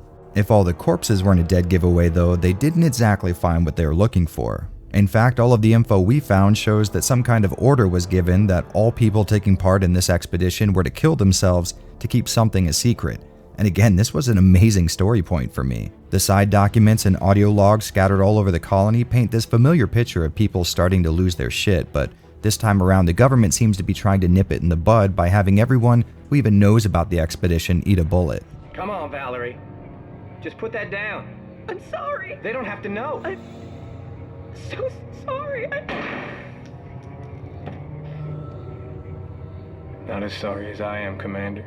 So I obviously started wondering what the hell could have been so important that everyone here had to die. It wasn't that the marker caused necromorphs, I mean, we knew that already, so what the hell was going on down here? Well, that's a question that I sadly won't be able to answer without some massive spoilers for both the base game and the DLC that essentially acts as its true ending. So if you haven't played Dead Space 3 yet, either click on the link in the description or skip to the timestamp on screen, because we will be going in deep here, and I'd rather you guys piece this story together yourselves. Sound like a plan? Alright, let's do it. You've got me. Let the others go. So through a combination of written files, audio logs, and story interactions, we find out that this was never the marker homeworld, but on the plus side, we weren't the only ones who were confused about this. Instead of an origin point, this place seems to be where an alien race tried to accomplish the same exact goal that we came here to do. And when I say we, I mean humankind. These aliens found the markers too and were looking to use them for their own ends, but just like us, met an awful end thanks to the marker's true purpose, which seems to be to assimilate all life into these huge moons made out of flesh. So we essentially came here assuming these aliens created the marker and thought that we could learn how to harness it for ourselves, but instead found out these guys knew just about as much as we did, and similarly when they found out exactly what would happen when the marker was activated, made some kind of failsafe that completely iced the planet over, killing off their entire race with the hopes of saving all life in the galaxy. And as a little side note here, I absolutely loved this because it was such a great misdirection. I went through the entire game just assuming I would finally see who was behind these markers, but they pulled the rug out from under me in the most satisfying way.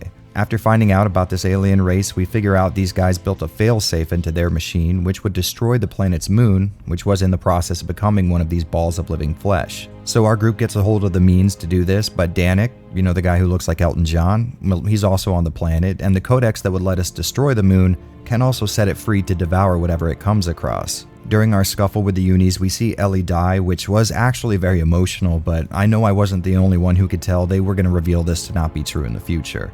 And we end up with this Sophie's choice where we have to decide between letting the only person Isaac loves die or doom all of existence to a fate worse than death.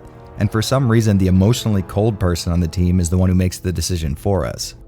The ending of Dead Space 3 was this really great self-sacrificing moment that really struck a chord with me. Someone has to be present to activate this machine and crash the moon into the planet, and Isaac knows it's gotta be him. Don't get me wrong, it's not like I want the guy to die, but it's an understandable mindset. He's doing this to save everyone, but especially Ellie, and the scene where she realizes this is a real gut punch. It was this great little moment of someone sacrificing themselves to save everyone else, and I thought it was very fitting. So I'm disappointed to say that this is all undone after the credits, with Clarke trying to contact Ellie. I don't know, it just kind of felt cheap to me. They did the same thing at the end of Dead Space 2, but we knew another sequel was coming. I think these guys were trying to bookend the series, and it just seems really odd to end it that way. But you absolutely can't sell DLC for a game if you kill off the main character in the last entry, so we're left with this. Which brings us to the DLC campaign Awakened, a series of events that take place just after the end of the game and serves as what you might call the real ending to the series. Awakened starts off confirming that both Clark and Carver made it out of their ordeal alive, even if they don't really get how. So the rest of the story is spent with them just trying to get off the planet. For a while, Clark assumes that them getting off the planet is exactly what the marker wants, so they can lead the moon straight to Earth, but after a little digging, it turns out that's old news as far as the markers are concerned. They already know exactly where Earth is, so the two jump in a ship to warn everyone, and when they finally get home, the happy ending turns into a nightmare when they see several of these brethren moons already there. Seems like while they were out, the world sort of ended. A conclusion that, I guess, really fits the series if you ask me. I mean, Dead Space was always very, very bleak, and I think this is probably the only route they could have taken while staying true to the general feel of the franchise. The only thing I would have changed would be, well, for Clark to stay dead. I know this would have killed any sequel potential, but come on, it was the perfect bookend to all the shit the guy's been through. The thought of him finally bowing out of the series was sad as hell, and it hit like a freight train, and undoing all that after the credits sort of made it feel cheap. But I can't admit there is also a part of me that was happy to see him make it out okay. In fact, as I'm writing this, I'm realizing that him dying outright would have been a mercy compared to him living through all this only to show up and be devoured by a moon-sized collection of dead bodies, so maybe we'll call this one even. And with that in mind, let's get the newcomers back in here. I still don't understand how we survived. Maybe we didn't. So to summarize things, I feel like Dead Space 3's ending was pretty damn satisfying, and the devs at least had the foresight not to include too many sequel hooks that would have made the game's conclusion feel more like a to be continued than a the end. Which goes for the game's vanilla ending and not the one included in the Awakening DLC, a piece of story that actually finishes the game's events with a price tag of $9.99. Now, I have some well-established feelings on DLC, and, well, I kind of hate it. In fact, ever since its advent, I may have purchased maybe 2 or 3 pieces of DLC max. But first and foremost, while the events at the end of Awakening are really cool in a fanfiction sort of way, they are in no way required, at least in my opinion. Don't get me wrong, it's a cool ending, but it's the kind of ending you probably already theorized in your head by the time you finish the credits in the base game. Plus, this DLC still costing $9.99 when I got the entirety of Dead Space 3 for half of that does scream bullshit money-making scam to me. So I guess play it if you got it in some kind of bundle, but don't go out of your way thinking it'll provide a more satisfying ending than the actual game, because if anything, it's just the same scenario but stretched out over an hour. So if you're planning on playing Dead Space 3 specifically for the story, just know there's some cool stuff going on inside this DLC, but none of it is a must-play type of deal. And on that note, I honestly do recommend you guys play this game for its story. It definitely does feel like a departure from the other two main titles, but in my opinion, this is about the only way they could have ended the series. As most of you may know by now, the Dead Space MO has always been having Isaac play a small role in the events of the overarching plot, using the guise of him escaping some gruesome situation as a way of keeping the general events of the larger story relatively small compared to the Mariana Trench of things going on outside that escape plan. Well, in 3, all of those chickens come home to roost, and we finally get a few answers to some of the questions that, I don't know about you, but were burning a hole in the back of my mind for a while. On top of this, we get what I would call a very movie-feeling plot, with Isaac and crew exploring a pool of environments that were really interesting in this Indiana Jones globetrotting sort of way. Don't you worry, the good stuff is still relegated to discoverable text and audio logs, a move that, as a fan of Resident Evil, I 100% back. And we're also dealing with a much larger cast than in previous entries, which I know does pull away from the generally isolating feel of the other games in the series, but don't you worry, the game still spends most of its latter runtime contriving reasons for the team to split up. So all's not lost in that sense. However, there are some issues I had with this Dead Space swan song. First up, I really didn't like how hard they were trying to get me to hate Ellie's new boyfriend. Good to see you made it, Isaac. Yeah, maybe we should give you two some time alone, huh? A, I'm already on Team Isaac, that shit's not necessary. B, it felt like cheap writing in order to force an emotional response from the player, which I don't appreciate. A feeling that comes back as members of the team keep individually getting picked off as the story progresses. Instead of getting to know these people and being sad when they eventually die, I was racking my brain trying to predict which teammate would bite it after what cutscene. Now, I'm fully aware that a good writer will try to induce these kinds of emotions in the player, but good writing makes that process nearly invisible to the untrained eye. My point is, go ahead and kill off major characters all you want, just Don't make it so obvious that you're trying to manipulate me when you do it. And as far as complaints go, I did have one final issue. Throughout the game, because RE5 happened and the entire game industry is committed to not letting any of us forget that, Dead Space 3 was made with co-op multiplayer in mind, which means making room for another main character. In the co-op mode, you get a lot of interaction between these two, which builds the new guy's character up a bit and makes it feel like he's went through some kind of arc. But if, like me, you'd rather play these games solo, you get to a point where Carter starts acting like he's been through some kind of development and formed a bond with Isaac, despite the fact that for a majority of the game, I might have said a total of 6 words to the guy. So when he ends up asking Isaac about redemption and being a bad person, it comes out of left field and gives the impression that he's been going through a lot of personal growth just off screen where you can't see. Is that what a good man does? Good men mean well. You just don't always end up doing well. Definitely not the worst issue with the story I've ever seen, but it is a damning look into what took precedence in D3's design process. Functionality, innovation, and on-brand storytelling took a dead serious backseat to placating common gaming trends for the time. A trend that you will see repeating itself a lot during this video. But don't let that get you down. Dead Space 3, for all intents and purposes, had a really cool story. I enjoyed seeing Isaac Clarke finally turn into the hero he's been avoiding like the plague this entire series, and even though I complained about it just a second ago, Carver definitely grew on me a surprising amount for the little I actually interacted with him in the single player mode. Sorry. Yeah. Don't be. We're not friends. Seeing Ellie return, but having her just out of reach both realistically and relationship-wise, was a pretty smart way of giving the players what they want, but still using her as a motivating goal without ruining the will they won't they vibe we got from part 2. The set-piece driven, more action movie bend a lot of the elements take in this last entry can feel a little more like Uncharted than Dead Space, but I think it still fits in some weird way. Plus, the soundtrack did an amazing job of amplifying the emotional scenes and the overall mystery. Would I have loved a return to the more atmospheric droning noises like we saw in the first 2 games? Sure, but the more cinematic orchestral approach does a great job of building and releasing tension, so color me on board with it. Look, like I've said a million times already, it is a bit of a departure, and I could totally understand diehard fans being upset at that change, but coming from a guy who newly became a fan of the series, it seems to still have that Dead Space heart beating underneath the more flashy elements added here. There may be a lot of reasons to stay away from what was essentially EA the video game, but I'd say the story is not one of them. Even if you've heard all the complaints and have sworn this title off for what I would call very valid reasons, at least watch a playthrough of the game on YouTube. Trust me, the story is one area that I can say confidently survived EA's mishandling. Something I definitely can't say about the gameplay. Alright, let's crack this egg.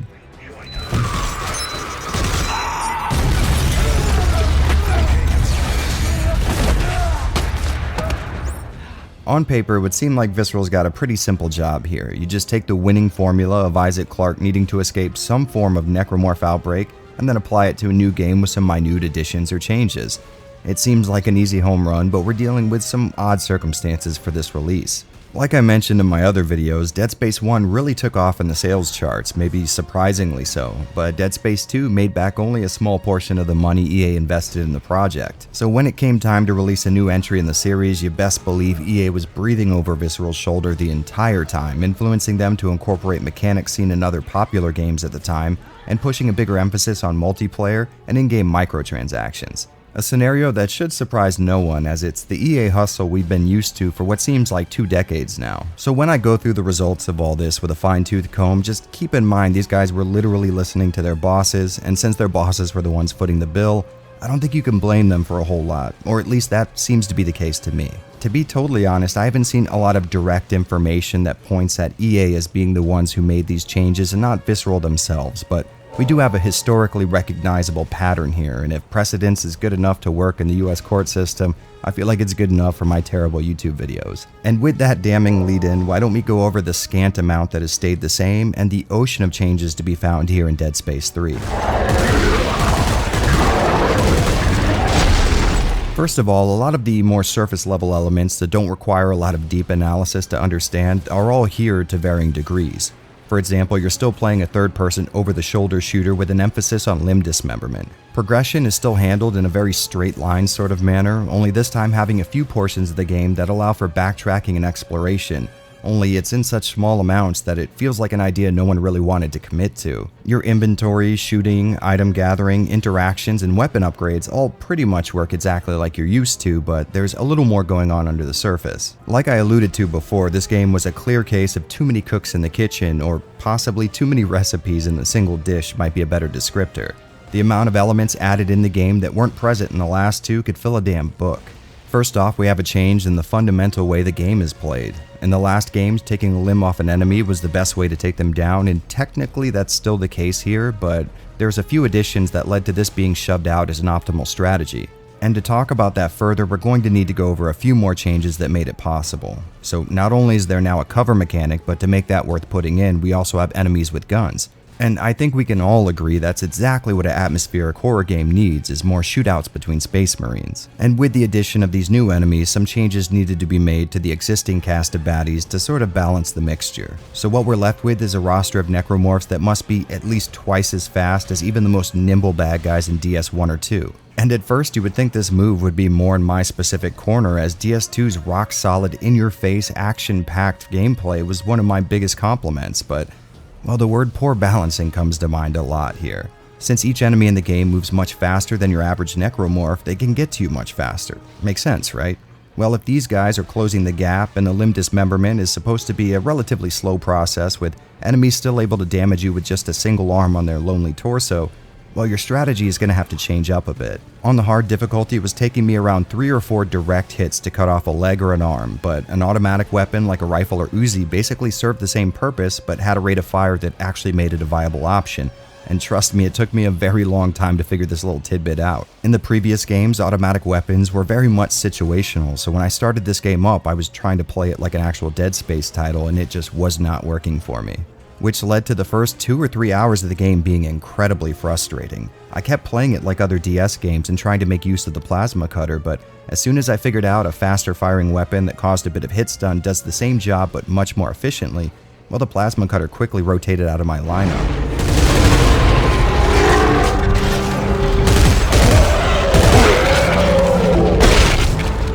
Now, I know what some of you might be thinking. If the difficulty was a big draw for me in Part 2, why the hell am I complaining about it in Part 3? Well, that's the issue. It's actually a really easy game. Sure, I was getting hit like it was going out of style, but look at my inventory in the first 20 or 30 minutes of starting it up. What we're looking at right now is more healing items than I could conceivably need for the next hour or two of gameplay. In fact, it wasn't until the last 30 minutes of the game that I ever had to craft a healing item myself. Before that point, I was regularly just throwing away healing items because they were clogging up space in my inventory for ammo. So what's the issue then? Well, the game isn't very satisfying for more than half of its runtime, or at least it wasn't for me. I found that I kept taking these bullshit hits during combat. Now, like I said, I could heal these injuries no problem, and even if I did die, more often than not, I would just respawn inside the very same room. I just wasn't enjoying myself. The enemies I was facing were given a huge boost in speed, and in return all I got was this terrible dive roll that just looks dumb as hell in a Dead Space game. And on top of that, it was kind of hard to do on the fly in the PC version for some reason, or maybe my head just wasn't translating very well into a Dead Space game where I had to do a lot of evasive maneuvers. So to sum things up, I just really wasn't satisfied with the combat thanks to a few tweaks made in the necromorphs.ini. But I'm not exactly shitting on the game, and there's a reason for that.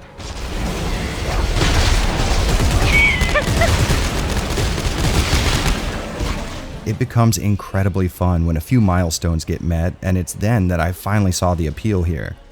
Now, to tell you this story, I do have to start from the beginning. At first, I figured out the plasma cutter just wasn't cutting it, pun intended, so I went against my Dead Space instincts and used an automatic firearm for my main weapon, but I was still lacking a lot of stopping power. So I made myself a shotgun, and you would assume, well, there you have it, problem solved, right? Well, once again, we're going to have to go over another addition. Dead Space, among their nearly infinite list of changes, implemented a universal ammunition system.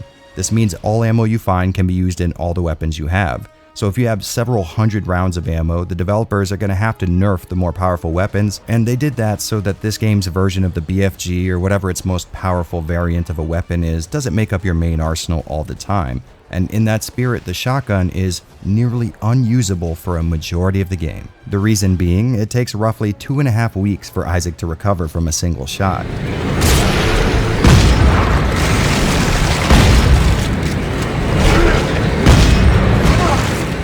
And you'll remember one of my complaints was that enemies are now much faster and more aggressive. So if I do take a shot with a shotgun and it doesn't happen to knock the enemy back, well, that's a guaranteed hit, period. Now, this game does allow you to essentially combine weapons, making 2 guns out of one physical body, but you can't fire one weapon while the other one is still in its post-fire state. So throughout the entire time, there was some invisible countdown that was keeping me from firing the more reasonable weapon for seconds after firing the shotgun, and this also applies to changing weapons, which means firing the damn shotgun is a commitment the game really expects you to buckle down and deal with. So for a good long period I was stuck in this limbo where, yeah, technically I could kill enemies, but it just wasn't fun like it was in Dead Space 2. I was just kind of going through the motions to beat the game and get the footage, and getting more and more frustrated along the way. That is, until I discovered the resources needed to build an explosive option. At first I had a grenade launcher at my disposal, but with some modification it turned into a rocket launcher. Now I was a serious threat to these necromorphs, but to balance my newly acquired godlike power, I had to make sure I didn't use this thing in close quarters because the splash damage would take me out even faster than the necromorphs I was shooting at. And on a completely unrelated side note, including the stasis effect to my shots made these mortal mistakes turn into some kind of slow motion, hilarious reminder of just how dumb I was being.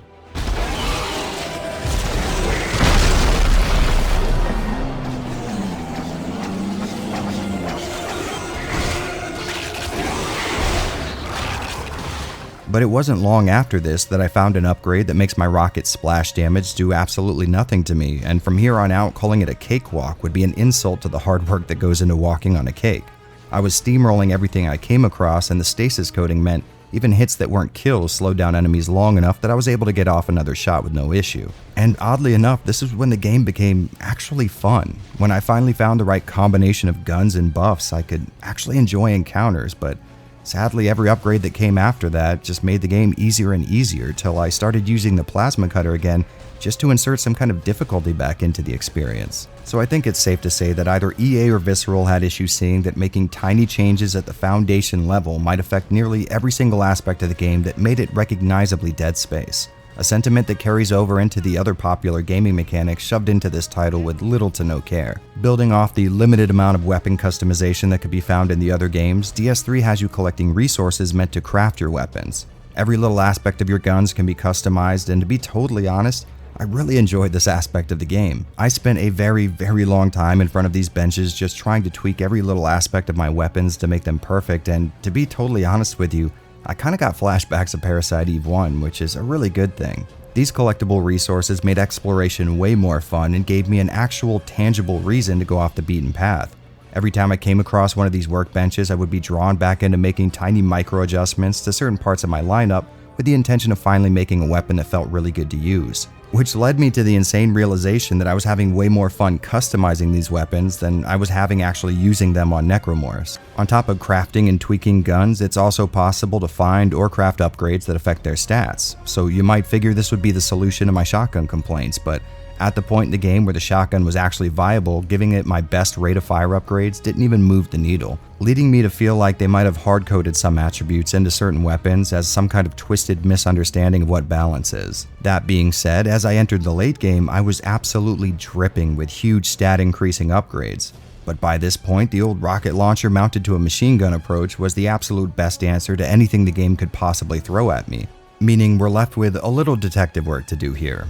Either we assume that a game studio that has shown twice already that they really understand the intricacies of making a mechanically satisfying game totally shit the bed on one of the most important factors that goes into a third-person shooter, which I guess is technically possible but not very plausible given this situation, or by their hand or EA's, the game was purposely altered, incentivizing spending real-life money on resources, weapons, and upgrades that bring the game to a playable state. Of course, I can't really say for certain which one of these scenarios led to this idiocy, but I think we all know what option is the most likely. It seems very clear to me that the early game was purposely made frustrating or at least less mechanically solid, with the direct intention of leading players straight into the pretty substantial list of pay-to-win extras that are still available today. And I doubt very much there's a lot of you that are looking to disagree because, well, you know, EA.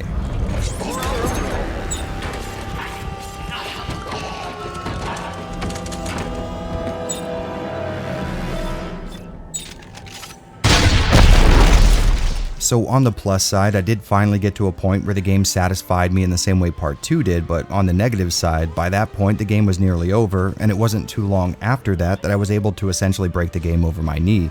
And keep in mind, I didn't go into this with that intention. I mean, we're talking about a guy who never uses Code Veronica's knife or Final Fantasy Tactics item duplication trick specifically because I like a good fair challenge. I guess I just have no intention of making games less fun for me. And speaking of which, the next stupid mid-2000s gaming trend to be forced on Dead Space players was the old reliable RE5-inspired partner mechanic, a system so poorly implemented into the main game that it seems the developers or EA just never expected anyone to play this game single player. All over the place you'll find consoles with 2 terminals clearly meant to be used in tandem with a friend, and rooms only people playing in multiplayer can even enter.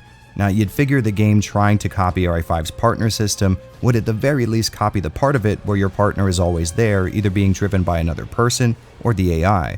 But instead, Dead Space keeps the second player's avatar the hell away from you in the single player. So when you think about it, there are 2 separate experiences to be had with Dead Space 3, and one of them got the lion's share of the attention.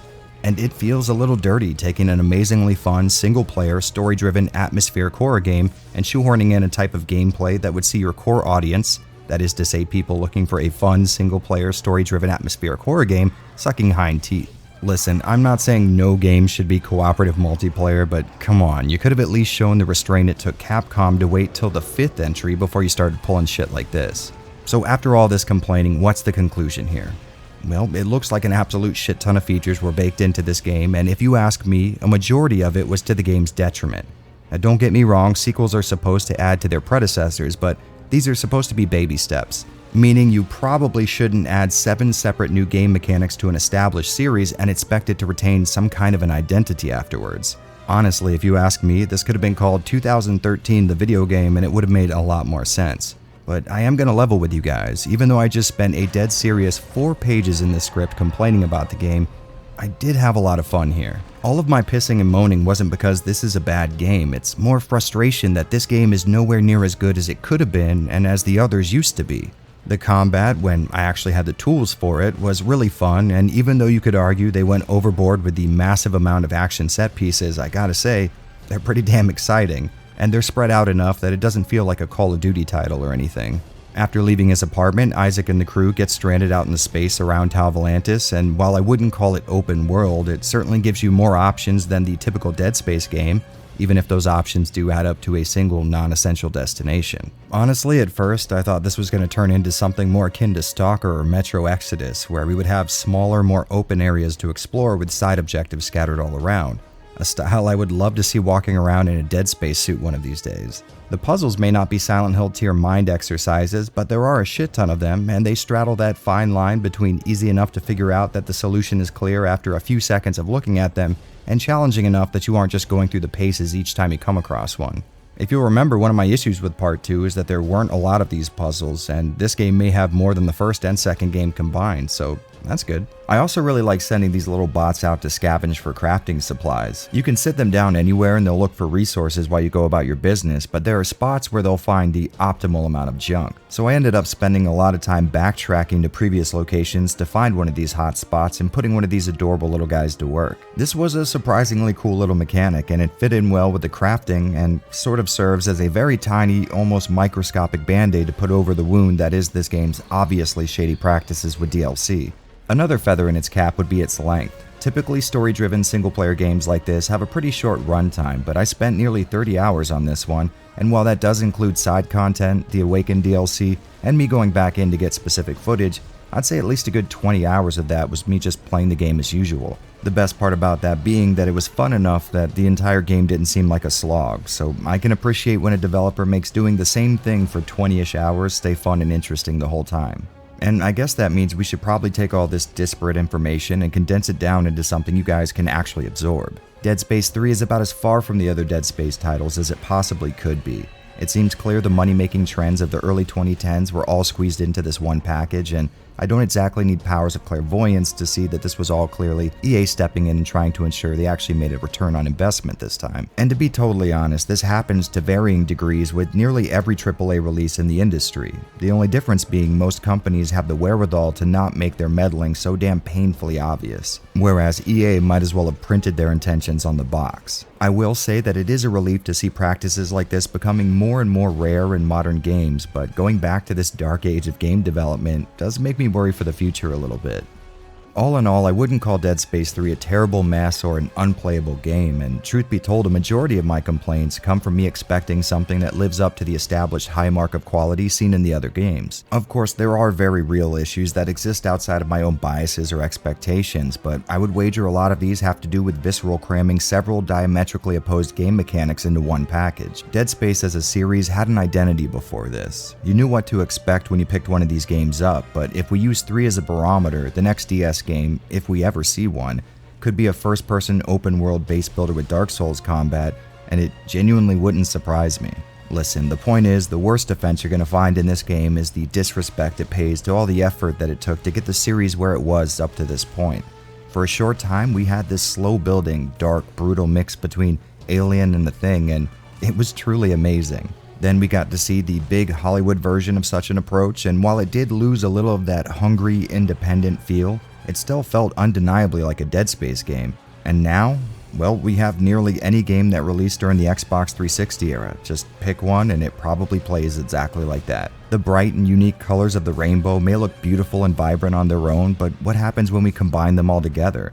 Each one loses its appeal and we're left with this gray, unrecognizable mass, and I think that's what we have here. A game trying so hard to be like the other titles that surrounded it on launch that it somehow forgot to be Dead Space in the end. Again, I want to reiterate, I'm not saying this is a bad game in the general context of video games. It plays really well and it can be really fun sometimes. What this is, though, is a slap in the face to people who are expecting something that would even remotely look like Dead Space. And now that I think about it, it seems to be a damn near universal opinion. In fact, for the last few months, my Twitter and YouTube comment section has been 2/3 full of people expressing their condolences for me having to play a game that went so far out of its way to shit on everything that made it popular in the first place. And yet, it seems like when that same argument gets used against the FF7 remake, a lot of you seem to change your tune. Interesting that. Well, I've gone off on a rant here, but the main point is I actually do recommend Dead Space 3. I found the locations, set pieces, and subject matter kept me interested the entire time. The combat in Dead Space 3 was hot garbage for a while, but when I figured out I couldn't approach it like other DS titles, I started actually having fun. Was it as fun as Part 2's visceral and amazingly energetic combat? Well, no way in hell, but it's still pretty okay with moments of actual greatness hidden in there. So if you're like me and all the negative reviews have kept you away up till now, maybe think about grabbing a cheap used copy off of eBay for next to nothing or a digital version in some kind of sale, and you might find more entertainment than you bargained for. One thing I can guarantee you won't find, though, is something that plays like a Dead Space title, and without hyperbole, that is a goddamn shame. As the first game in the Dead Space line to try out co-op multiplayer as its main focus, I'd be remiss if I didn't take advantage of it.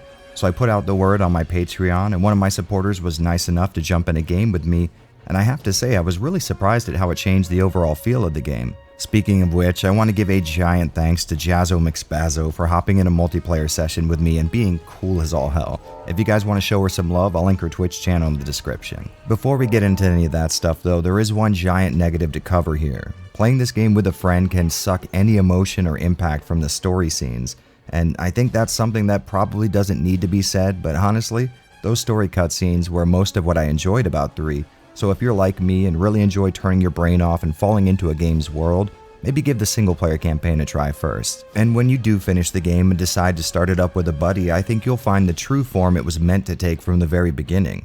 Remember my video covering Dead Space 2 where I said it was some of the most fun I've had in years? And remember a few minutes ago when I mentioned how frustrated I was with Part 3 for feeling nothing like that? Well, ladies, gentlemen, I give you the solution to that issue. Having 2 guns aimed at the same necromorph really improves the experience here, and it seems clear that this was how the game was balanced for difficulty. In the main game, I had issues with enemies getting right in my face, and I just didn't have the firepower to deal with them in a satisfying way. and like you would imagine, another player perfectly accounts for this. And on a quick note, the pure chaos of bullets flying from every direction and explosions going off all around while me and my partner had to keep our heads on swivels thanks to the increased enemy numbers and damage output made for such a hectic and frankly awesome time.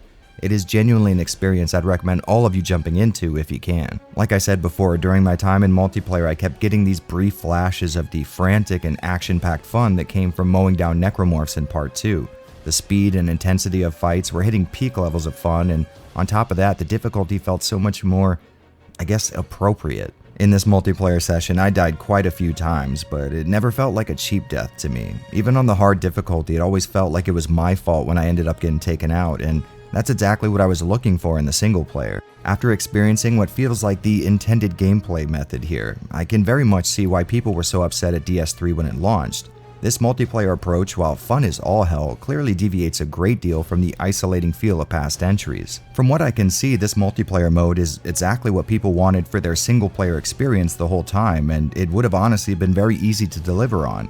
But it seems to me that no one at Visceral or EA even considered the possibility that someone would want to play this game without a partner. It took me a very long time to figure this out because I was having so much fun with the multiplayer and a moderate amount of fun with single player, but all the hate that I was picking up on towards this game wasn't because it failed at what it was trying to do, but more because it succeeded at not doing anything the fans of the series wanted, which, and I know I need to stop making this point, but it seems odd to me how much overlap there is between people who are upset that EA made such sweeping and uncharacteristic changes to Dead Space's established gameplay, and people who feel that Resident Evil 4's almost mirror approach was the best thing that ever happened to video games. Hypocrisy thy name is RE4 stands. Now don't get me wrong, a game's developer has every right to change what they see fit in their own creation, but the underlying reasons for that change should always be in service of providing a better and more well-rounded experience to the players. And it seems clear that this specific change was made more to capitalize on the pretty staggering success of Resident Evil 5 and its well-received multiplayer gameplay, as opposed to something they thought would actually work in a Dead Space title. As someone who has only recently dived down into the Dead Space rabbit hole, I feel a little sad at what could have been had EA left Visceral to their devices, but I can imagine a longtime fan of the series might have felt at least the slightest bit of betrayal at this move. And I guess what I'm trying to say is, I can most definitely sympathize. So if you're looking for an amazingly fun gameplay experience, I'd say multiplayer is very much the way to go here. But if you can't bring yourself to play what feels like the soulless, cash-grabby, Mountain Dew and Doritos-sponsored portion of the game, well, I think I can see where you're coming from.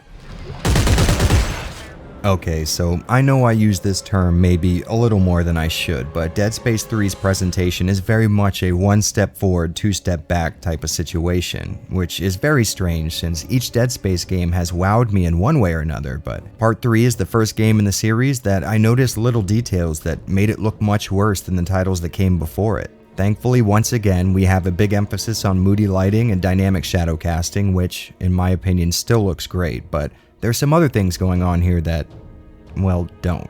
For example, in my last numbered video on the series, I complained about the switch from the more realistic facial designs and animations of Part 1 to the more cartoony and stylized faces in 2, but 3 continues that regression to a near comical degree.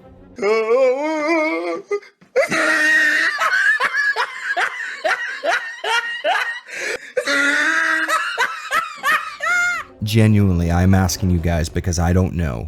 What in the hell am I looking at here?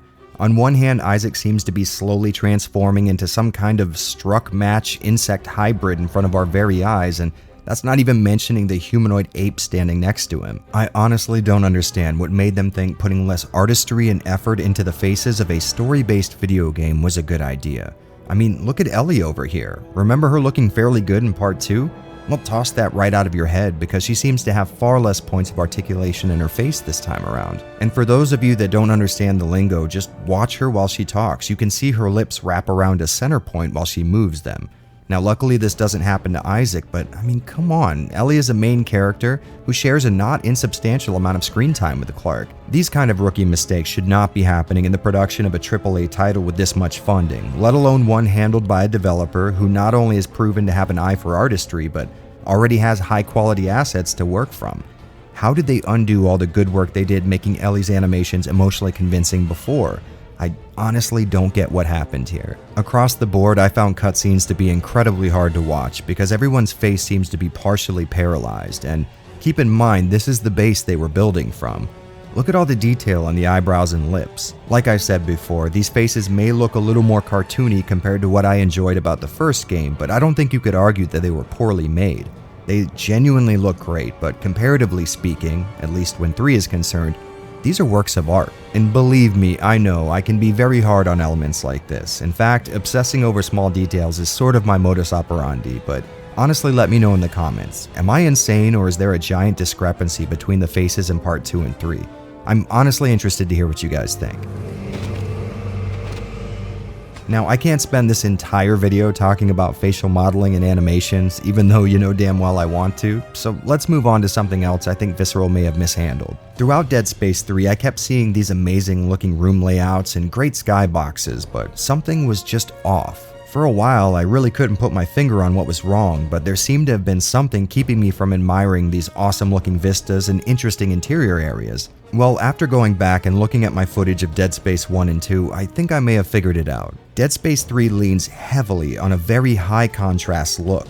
No matter what part of the game you're at, you'll notice an unnatural difference between the brightest brights and the darkest darks.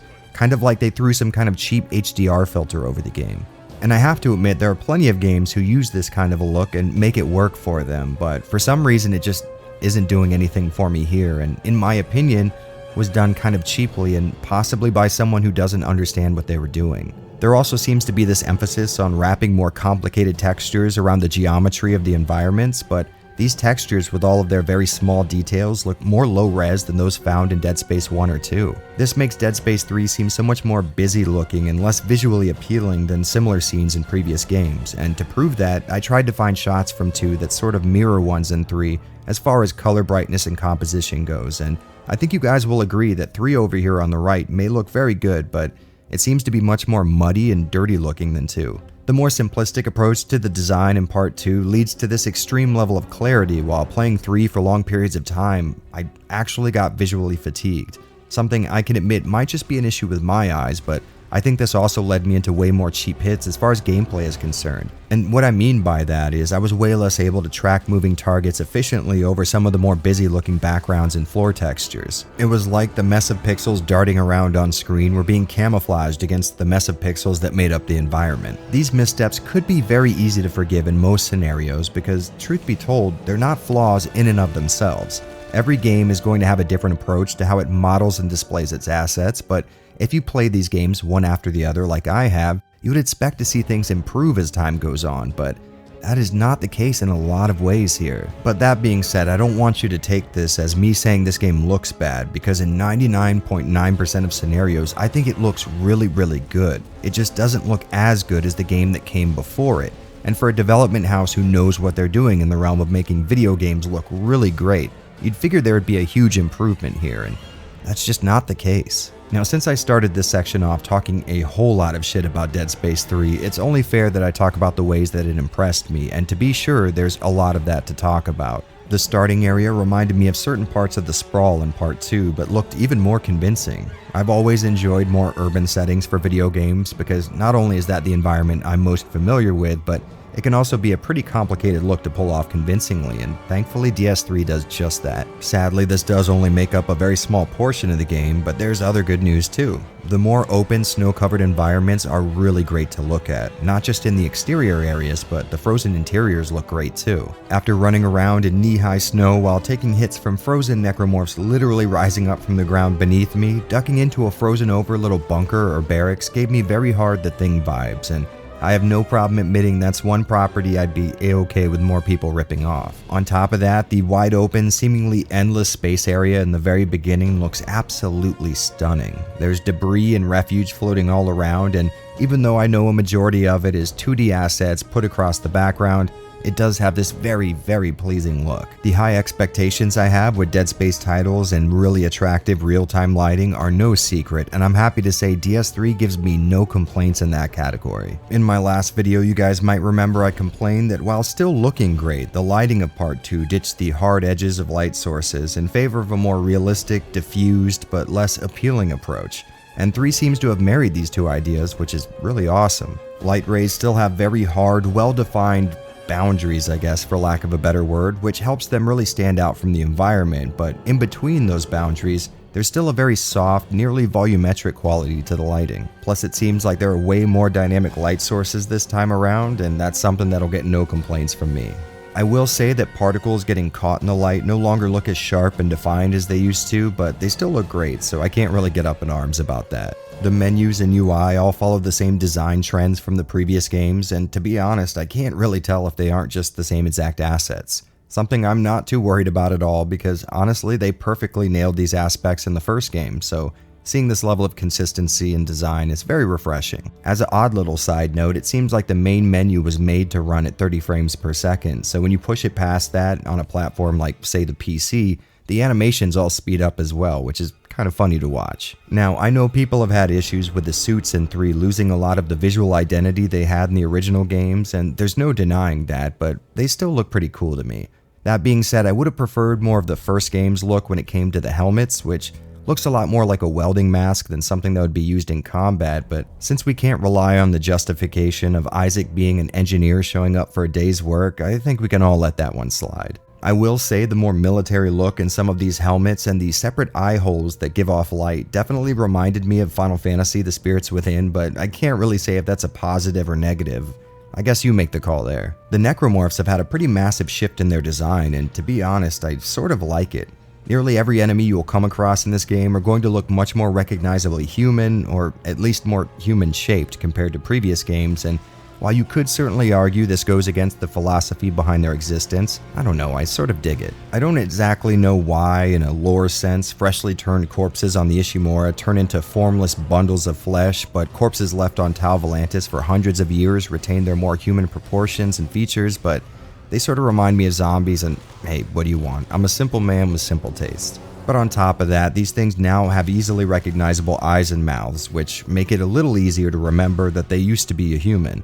For me at least, that increased this feeling of dread that Dead Space is so fond of permeating throughout its titles. The last area of the game has this alien architecture and technology look to it, which was really effective, and the tiny flourishes that show humans were here at one point studying it just drives home a lot of the story elements really well. Just like in previous Dead Space titles, performance was rock solid for me on the PC with 0 dips below the 100 frames per second limit I set it to.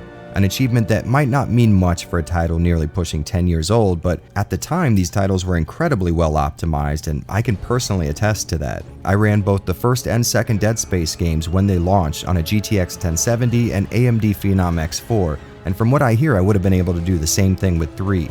That's very impressive. Look, I think with all the controversy tied to the recent release of Cyberpunk 2077, we can all appreciate a well-optimized PC gaming experience, but we can't base everything off the game's PC performance, so let's jump into my favorite part of making these videos and compare the ports. You too will become one of us, a true believer.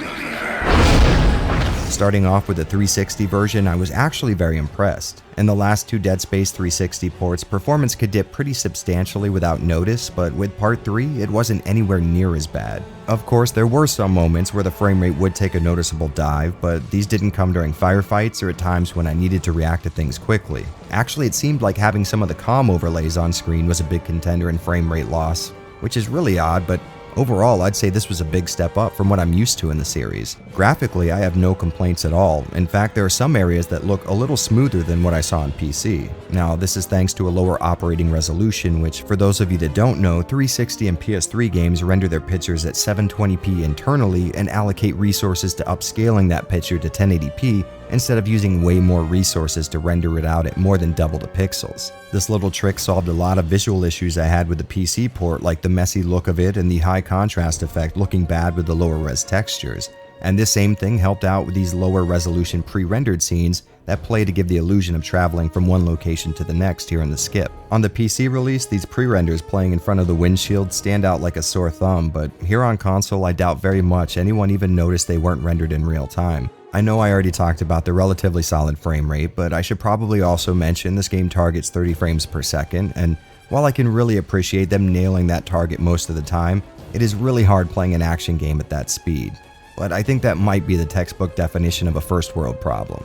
As far as gameplay is concerned, I once again have to mention that I just flat out suck at using controllers for any kind of high accuracy shooting in games, so I was getting my ass kicked throughout this whole run, even with the difficulty dialed down to normal.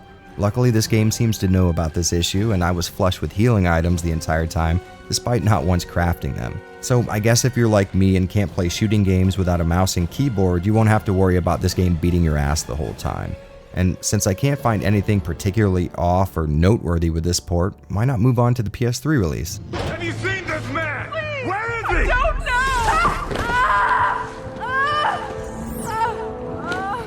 know! And right from the start, I noticed the picture on PS3 is considerably softer than on 360. I mean, it doesn't ruin the way the game looks or anything, but I imagine there were at least a few people who had to turn up the sharpness on their TV while playing this. As far as performance goes, I didn't notice any frame rate dips that weren't present in the 360 version, which is actually really nice to see. This port of the game does seem to have a slight difference in brightness even with both releases set to default values in the options. This slightly darker picture did make the game look a little better to my eye, but that same thing can be done in any release through the options menu, so we're not going to count this one as a win for the PS3 specifically. What I will count as a win though is the fact that the PS3 controls were just so much more natural feeling to me. My fingers for some reason seem to instinctively move across a PS3 controller with no real delay or microsecond of second guessing, whereas my experience on 360 had me constantly forgetting which trigger was primary and which one was secondary fire. Now to be fair, this might be because I had already played the game on console and I was just getting used to the key bindings, but the PS3 would definitely be the way I'd prefer to play this game if I had to play it on console. And before we close this little section out, let's check out each competitor side by side. As you can see, the 360 wins in terms of sharpness by a considerable degree, but to be totally honest, I still might recommend the PS3 version just for its better controls, but again, that is just a personal thing. Okay, I know I already said this, but I do think it bears repeating. If you just got to the end of this section, you might think all of the negative comments means that this game looks bad in my opinion, but it really doesn't. There were a lot of parts in this game where I had to stop in my tracks and just admire the scenery. The lighting was also to die for most of the time, and I really enjoyed how visually chaotic the action set pieces were. That being said, in pursuit of those great looking scenes, we're left with graphical assets that don't even hold up to a game that launched 2 years ago on the same engine and using roughly the same exact team. What went wrong with the game's faces, I don't think I'll ever know, but I can tell you one thing for sure. If this was done in service of making the faces look more realistic, well, I think we can confidently assign a loss there. That is, of course, unless I'm missing some very deep lore that states everyone in the future suffers from severe fetal alcohol syndrome.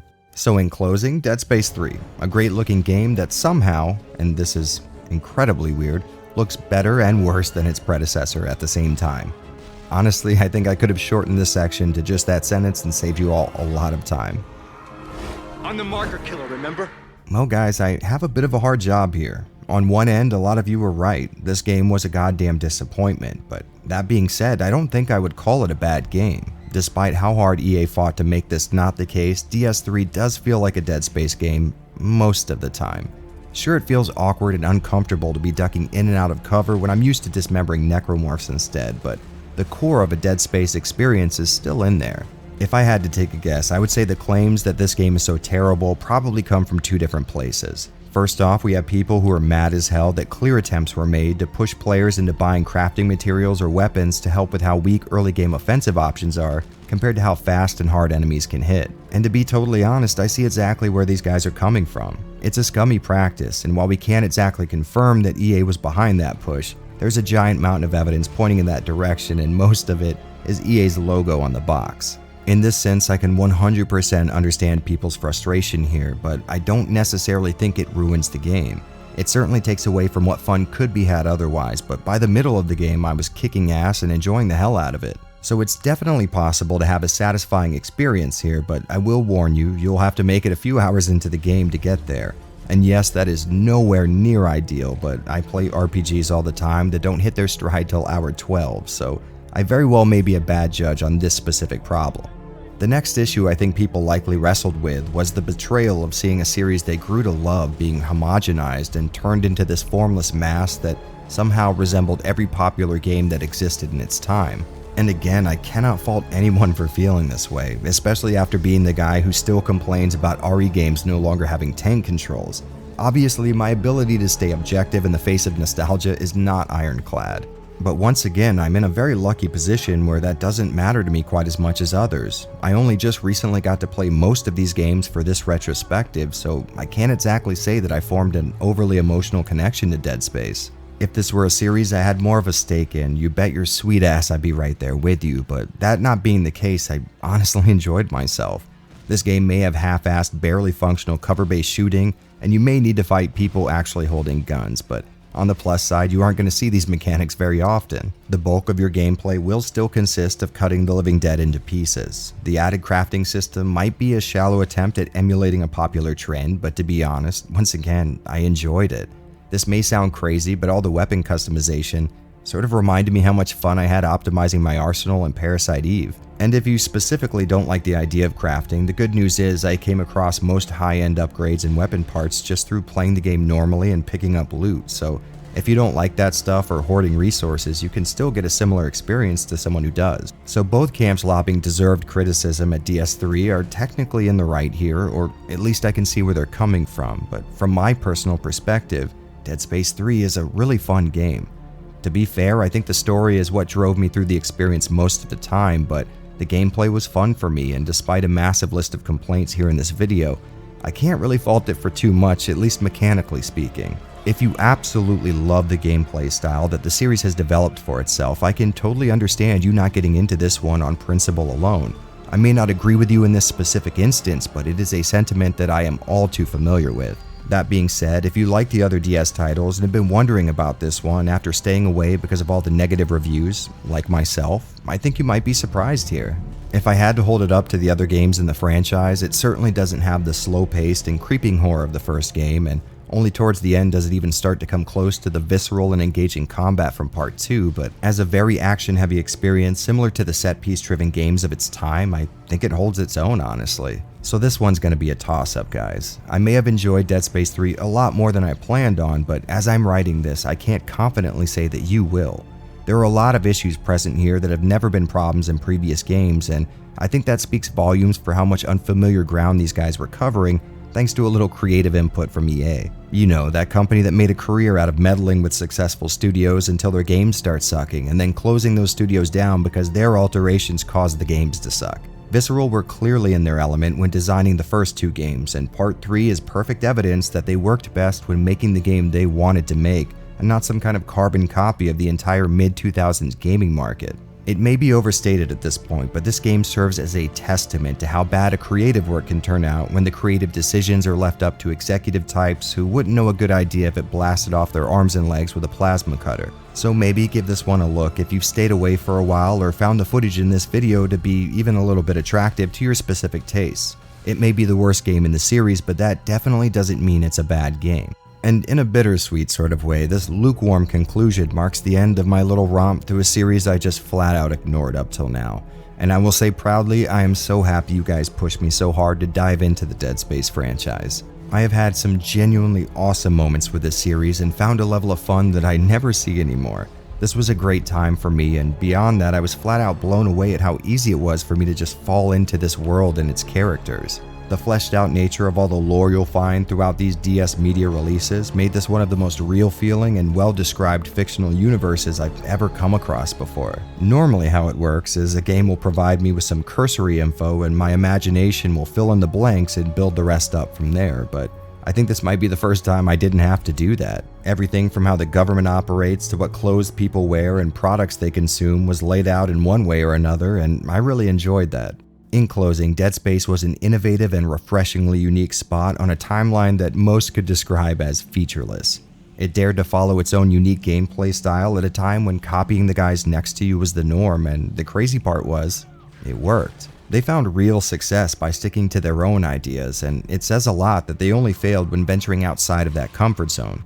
Visceral deserves a lot of credit for what they accomplished, and if you ask me, the gaming landscape could use more companies like them. So how about we hear it for a group of guys that had the balls to make a horror game when they weren't supposed to, a third-person shooter when every other release had to be first-person, and focused on an organically satisfying experience, while the rest of the industry was busy trying to figure out how to combine Call of Duty with Uncharted. And while we're on the subject of gratitude, an even bigger thanks to you guys for showing so much support up to this point and pushing me to keep challenging myself. I can confidently say that my content is what it is because you guys have kept me moving forward, and more importantly, you've kept me honest. I truly hope you ended up enjoying this detailed analysis of a franchise I might have missed out on otherwise, and until I figure out what the hell I'm gonna do next, thank you all very much for watching the Dead Space Retrospective.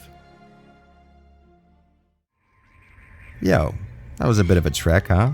Well, we finally made it to the end, and I'm pretty pumped at what lies ahead.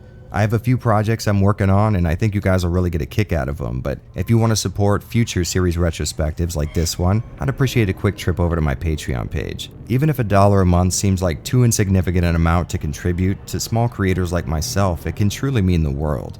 If that's something you can't do though, just know I appreciate you all the same. After all, it's only the most dedicated who make it this far. That tells me you genuinely enjoy what I do here, and that does mean a lot. And I think that's about enough appreciation out of me, but I will see all of you guys next time, so stay safe until then.